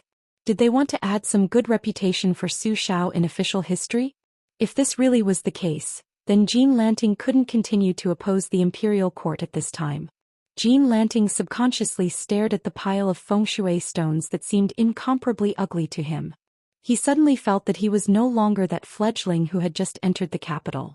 He didn't dare to claim that his wings were fully grown, but he had more or less figured out the hidden context of the Liang dynasty. In the future, as long as he followed Qi Yanglong's words and went with the flow, why would he have to worry about not leaving his name in history? Why would he stay in seclusion in a small imperial college for the rest of his life? Eternal Emblems Spring, that was the 20-something years of peace and prosperity Grand Secretary Zhang and Tantanon worked together to create. Then in his hands, wouldn't he be able to create an even greater, auspicious symbol spring? He was still young, only in his early 30s. As long as he paid attention to his health, he could at least live for another 40 years. It was definitely not a delusion to serve 2 or 3 emperors. When he reached Qi Yanglong's age, would the same scene repeat itself? A group of young men who had the greatest hope of ascending to the top of the imperial pavilion were standing outside the hall of the mansion and treating him as if he was a god? The old man probably felt that it was inappropriate for him to favor Yuan Tingshan too much. Therefore he turned around and chatted with Wu Shizhen. Little Zhenren Wu, great Zhenren Wu has been running around for the past year. A few days ago your father came to our mansion as a guest. When I saw him he was even thinner than this old man. Little Zhenren Wu, you should tell your father that health is more important than anything else. Wu Shizhen was immediately overwhelmed by this unexpected favor, hurriedly bowing deeply with his hands clasped in front of him, feeling both fear and pleasant surprise. He said excitedly, "My father has admired Sir Qi for a long time, privately saying that being able to work together with Sir Qi is his greatest honor. This youngster believes that even if my father loses a bit of weight, as long as it can accumulate a bit of good karma for the imperial court, it is also something that cannot be passed on." Capital's Song family originally had the great and young masters, their power overturning the literary scene. Now it was replaced with the great and powerful Wu family great and young masters, in charge of northern Dao sex affairs, using one surname to face another, standing on equal footing with Dragon Tiger Mountain's heavenly master manor. Great Peace City was just like this. When the elders left, there would always be new people quickly taking their place. Qi Yanglong dismissed this with a laugh, nodding his head. Then he looked towards Wang Yuanran. This youngster was just given a look by this elder, yet he was already silent like a cicada in winter. Where was the arrogance and conceit he normally displayed when exchanging cups with his rogues? The elder sighed and said, "The newborn calf does not fear the tiger. This is a good thing for people who have nothing to lose. Wealth comes from danger. But if you young people of noble status are not afraid of anything, then you are harmful to the country. Yuan ran, it is not easy for Minister Wang to become an official. Although you are not the eldest son and do not need to carry the burden of the family, you are the most loved by your father. It is also a good thing that you are afraid of this old man. It looks like the rumors in the capital that Tantanon is watching your actions in the Imperial College are not without reason. Yuanran, do not disappoint Huan Push's good intentions. Wang Yuanran was too busy trembling to understand what the elder was saying. He only nodded his head furiously, his face red. Crown Prince Zhao Xuan saw Wang Yuanran's uneasiness and the corners of his mouth curled imperceptibly. Qi Yanglong then chatted with the two junior generals who were not much better off than Wang Yuanran. Then he smiled at Zhao Xuan and said, Your Highness, why don't the two of us walk around the Fu? Zhao Xuan and the old man walked on the quiet stone path that was still shaded by greenery. Qi Yanglong joked, Your Highness, your father-in-law just left and you're already following him. Did the father-in-law and son-in-law make an appointment in advance? What, you want to use your numbers to show off your power to this old man? Zhao Xuan said with an innocent expression, Mr. Qi, if I told my father-in-law this, then wouldn't the scholar of Dongyuan Pavilion not be able to eat and sleep in peace? When my wife gets angry, it will be my turn to not be able to eat and sleep in peace. The elder laughed and said, Your Highness loves the country and the beauty, it's the fortune of the country. The two of them strolled for the time it took to brew a cup of tea. The young eunuch of Ceremony Directorate Song Tonglu suddenly appeared in front of them. Zhao Xuan didn't say anything and went back the way they came, leading the group of like-minded Eastern Palace guests away from Qi Manor. They all looked like they had come in high spirits and returned in high spirits. Before they all boarded their carriages, Jean Lanting, who was closer to Wu Shizhen, walked forward and said softly, Shizhen, remember, tell your father that Grand Chancellor Qi said that his body is more important than anything else. Wu Shizhen was confused and asked, En? What does San Lang mean? Jean Lanting didn't explain in detail and said with a calm expression, You just have to pass it on, your father will understand. After being reminded, Wu Shizhen also figured out the mystery behind it. His expression became solemn as he lowered his voice and said, San Lang, Wu Shizhen will remember this kindness. Jean Lanting waved his hand and walked into the carriage. Jean Lanting, who was now respectfully called San Lang by the nobles of the capital, sat cross-legged in the cabin of the carriage that he had purposely changed into. He stretched out his palms and tapped them lightly with his fingers, smiling deeply.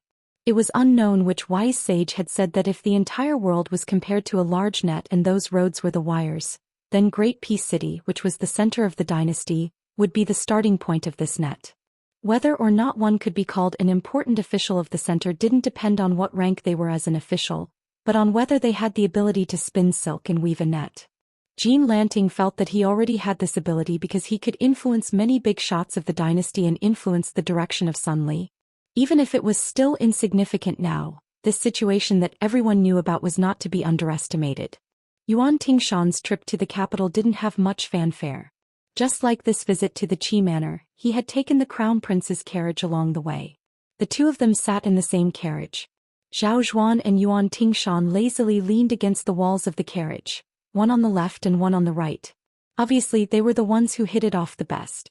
Zhao Xuan smiled and said, Tingshan, why don't you let Sir Qi finish speaking? Yuan Tingshan touched the famous saber flood dragon tendon, that did not come to him with any reward. His eyes were complicated. Zhao Xuan closed his eyes and his smile didn't fade.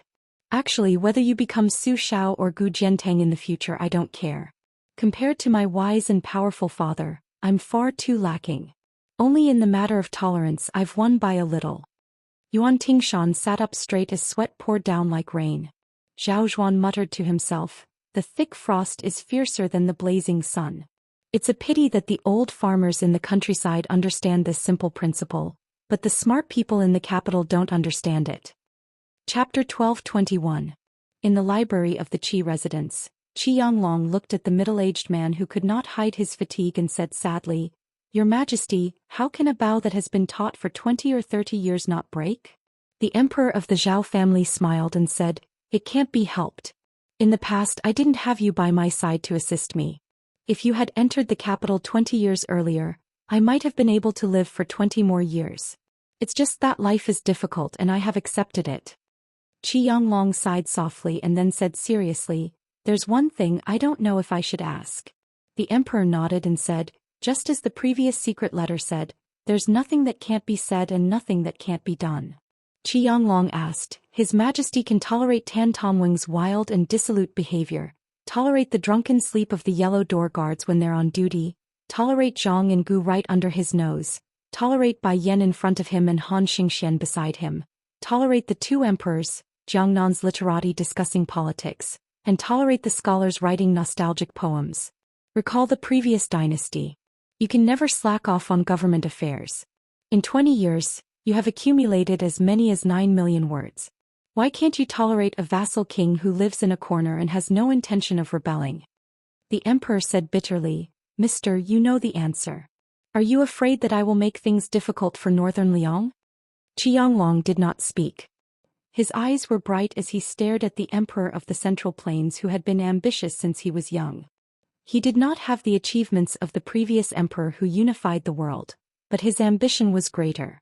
The emperor felt the simple and unadorned scholarly atmosphere in the library. He was very familiar with this kind of fragrance when he was young. He often tore apart books and played with his brother Zhao Heng, who was the closest to him. On the other hand, he did not spend much time with his younger brother, Zhao Yi, who shared the same father and mother. The emperor was slightly absent-minded. Returning to his thoughts, he said calmly, "Don't worry, since the only person I can't tolerate is already dead, then Song Dongming of Deer City is still tolerable. If you want to ban the transport of grain and fully support Bailiang in resisting the Mang, I will listen to your advice. Tell the Ministry of Personnel and the Ministry of Revenue to stop making things difficult for Bailiang." The emperor continued, "Before Sir entered the capital, you had previously asked me how I would deal with Zhang Julu. In reality, it isn't that I find it hard to tolerate this Grand Secretary Zhang, but rather that the state of Zhao cannot tolerate him, so I must make a choice. To be honest, my reputation is far inferior to that of the late emperor. Before I ascended the throne, my father was ill. Before the crisis, he established a secret family rule for us princes. Regardless of who inherits the throne, we must emphasize culture and suppress military might. This is also the real reason why Zhao Heng lost to this humble one. He was too similar to the previous emperor. His military exploits were the highest among the 9 princes. If he sat in the north and looked to the south, he would be overlooking the world. Even if he exhausted the country's strength, he would still contend with Bei Mang. Back then, this humble one was still able to stop at a precipice, but Zhao Heng is destined to not be able to do so. I remember when he was young, he said that he wanted to use a jade axe in his hand to draw a border north of Bei Mang and south of Nanjiang. The Zhao family's son of heaven, who could no longer be considered to be in his prime, had his back to Qianglong. He reached out a finger to touch an ancient text, saying helplessly, "When it came to this humble one's son's generation, the eldest son Zhao Zhuan lost to the 4th son Zhao Zhuan. This is also the reason. A person who claims to be an emperor cannot be without ambition, but he cannot be too ambitious either. It is just that, however, Zhuaner's reputation also lost to this humble one's father. Back then, it was already extremely difficult for me to keep the martial people in check. If Zhuaner wants to tame the civil officials, he will also have a long way to go. With or without Zhang Julu's group of civil officials, it will be completely different. Once this humble one dies with Zhang Julu alive for a year, regardless of whether he is in court or not, Zhuan-Er will have his hands and feet tied year after year. Moreover, Zhuan-Er is born with the demeanor of an elegant scholar. His temperament is romantic. Many times, even though he knows that it is wrong, he will still be soft-hearted towards those scholars who hold swords and brushes. Scholars, even if they truly care about the world, once they are asked to do something that benefits the common people, they will often be unable to do anything. Ambitious but incompetent. Such a civil official, the higher his position, the more terrifying he was. Actually, during the debate between Sir and Chancellor Wang in Shangyin Academy, I am leaning towards the defeated Chancellor Wang. However, these words are not easy to say in this humble one's position. The Liang kingdom has already lasted for more than 200 years, but in this humble one's opinion, the birth of this dynasty is in the first year of Yonghui. Compared to the 400 years of Defeng dynasty, how is Liang different from a baby in swaddling clothes? Zhuan-Er is far from being able to sit back and relax as a prodigal emperor. This humble one naturally knows that there has never been a dynasty that has been passed down for thousands of generations. There will be a day when the world will no longer have the surname Zhao, and the top of the genealogy list will also change to another surname. The descendants of the Zhao family will have both good and evil posthumous titles in the future. However, this humble one hopes that both good and evil posthumous titles will do. It is always better to have more than less. When this humble one was young, I heard the grand tutor who had yet to be abolished telling history. When he mentioned the years of each dynasty, he always had a feeling that it was like a scholar taking part in a long or short imperial examination. However, the people taking the examination could be passed down by father and son. If someone's answer was outstanding, he would be favored by God, the main examiner. If someone's answer was muddled, something would be deducted. Adding and subtracting, when there was nothing left to be deducted, then the imperial family of the world would no longer have the qualifications to take part in the imperial examination, and thus a dynasty would come to an end. If we count from the time when Taizhu founded Liang, I believe that compared to those ancestors, this humble one's governance is 80 to 90% better. I only lose to a few people, including Taizhu, who had great talent and vision, and the previous emperor who had a thorough understanding of people. As the emperor rambled on, his face glowed with a kind of morbid expression. For a long time, it was the emperor who bared his heart, while the old man listened attentively, occasionally smiling knowingly. In today's world, only Qi Yonglong could make the emperor of the Zhao family so happy. He suddenly smiled and said, "Sir, your three disciples Sun Ping, Sir Yuan and Sir Xia have all wholeheartedly supported Liang. It can be said that the four of you, master and disciples, have supported half of our dynasty. You can say that your contributions are truly irreplaceable." From the way the emperor of the Zhao family addressed the three of them, it could be seen that he was close to Qi Yonglong and his three disciples. The time he spent with the scholar Sun Ping was the shortest, but he felt that they could call each other by their names. He addressed Yuan Binshi as Mr. Yuan out of sincere respect, and directly said Xia Feiyu's name, revealing a sense of casualness. Chapter 12:22. The old man waved his hand and said, "Compared to those legendary figures of the spring and autumn period, I, Qi Yonglong, became famous the latest. I'm also recognized as the most stupid scholar. When I was in my 30s, I was still wandering around Jianghu and accomplished nothing. But Zhang Julu and Huan Wen's mentor was already famous all over the world, and there was also that old guy from Gongnamdu who liked to raise cats. When they were in power, I could only watch from afar. I didn't even have the face to visit them. Speaking of my disciples, on the surface I seem to be the proudest. However, if you really want to compare them, one is Zhang Julu, who has shown his talent, and the other is Huan Wen, who is clumsy. Of these two, Huan Wen is on the same path as me. In the end, he can't escape the conventions of the secular world. As for my three disciples, although each of them can surpass their master in some way, compared to Zhang Julu, other than Sun Ping, who has lived for 20 more years, the other two can't compare to him." Qi Yonglong sighed and said, "Zhang Julu is the only guy who can be called a genius of the world alongside Huang Sanjia. Everyone says that he's just a tinkerer from Liang. Hey, I underestimated Green Eyes. This time I came to the capital, I didn't have the intention to start over. On the contrary, many of Zhang Julu's actions had to be too rigid, so I had to fix it. I'm the tinkerer. If it weren't for Zhang Julu, I wouldn't have been able to do anything. I would have stayed in Shangyin Academy for the rest of my life, doing the bullshit knowledge that no one cares about after a few generations." The old man looked at the emperor of Zhao family, stretched out his hands and laughed softly. "Your Majesty, you're a good emperor. There's no doubt that you're talented and intelligent, but you still insist on making up for it with hard work. I dare say that in today's world, there's only an evaluation of generals. If there's an evaluation of emperors in the past 1,000 years, starting from the great Emperor Qin's reign and counting the next 1,000 years, you can be ranked in the top 10. The emperor was stunned for a moment, then laughed and said, "I can also get a similar evaluation of the top 10 masters in the world?" Qi Yonglong also laughed and then nodded heavily. The emperor walked to the window of the Iron Sword Guqing Library and looked up to see a flock of pigeons flying across the sky of the capital. He vaguely heard the sound of pigeons chirping. He asked self-deprecatingly, "Sir, is it that I'm about to die, so my words are also kind?" For the first time, Qi Yonglong didn't know how to answer. The emperor muttered to himself, "How good would it be if Su Xiao didn't have a son?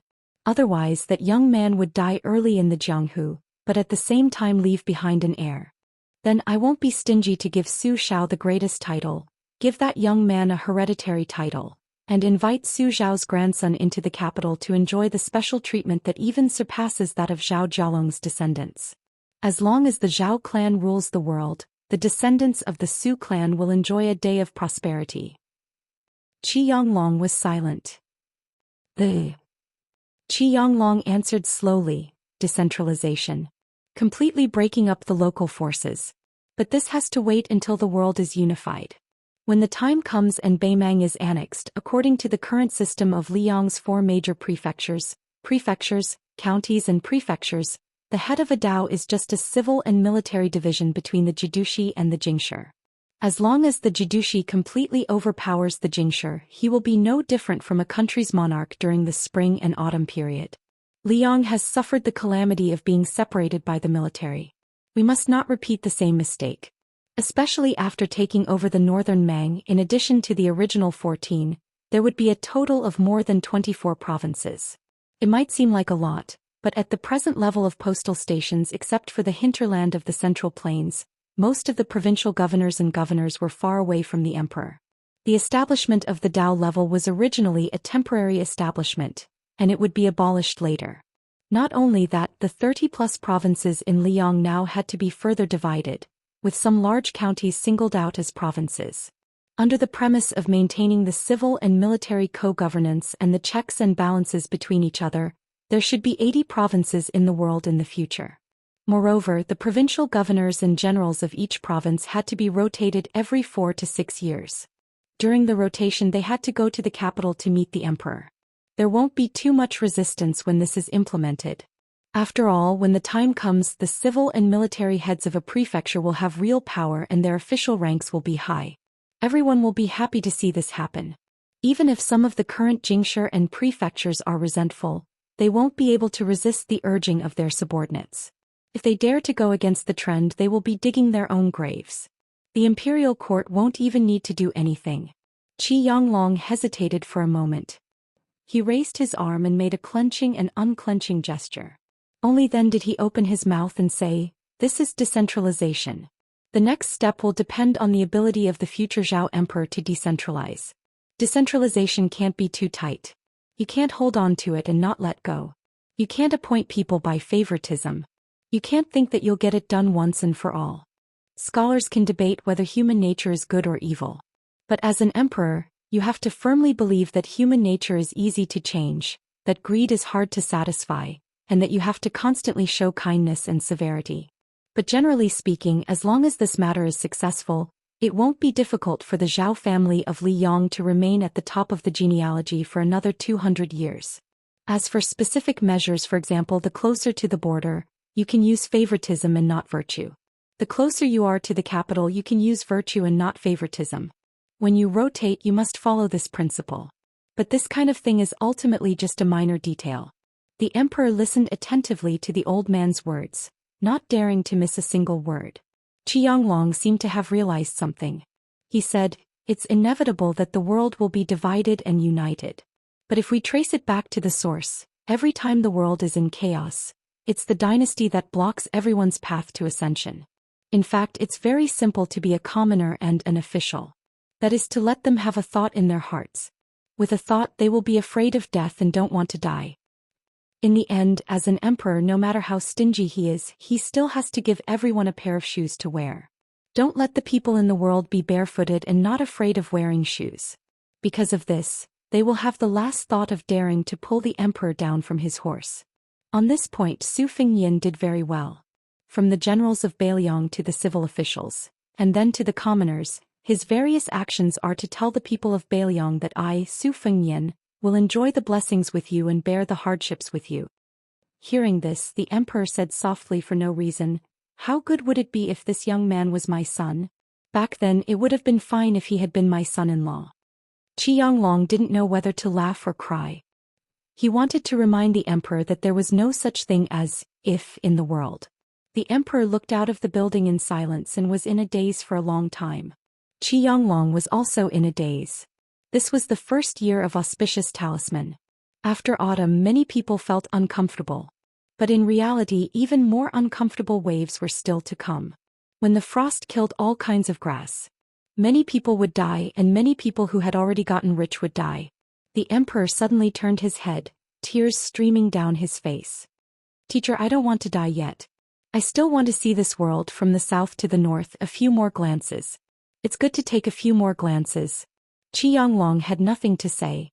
He stood on tiptoe and was finally able to pat the shoulder of the tall man who was not wearing the dragon robe today. This scene was comical and sorrowful.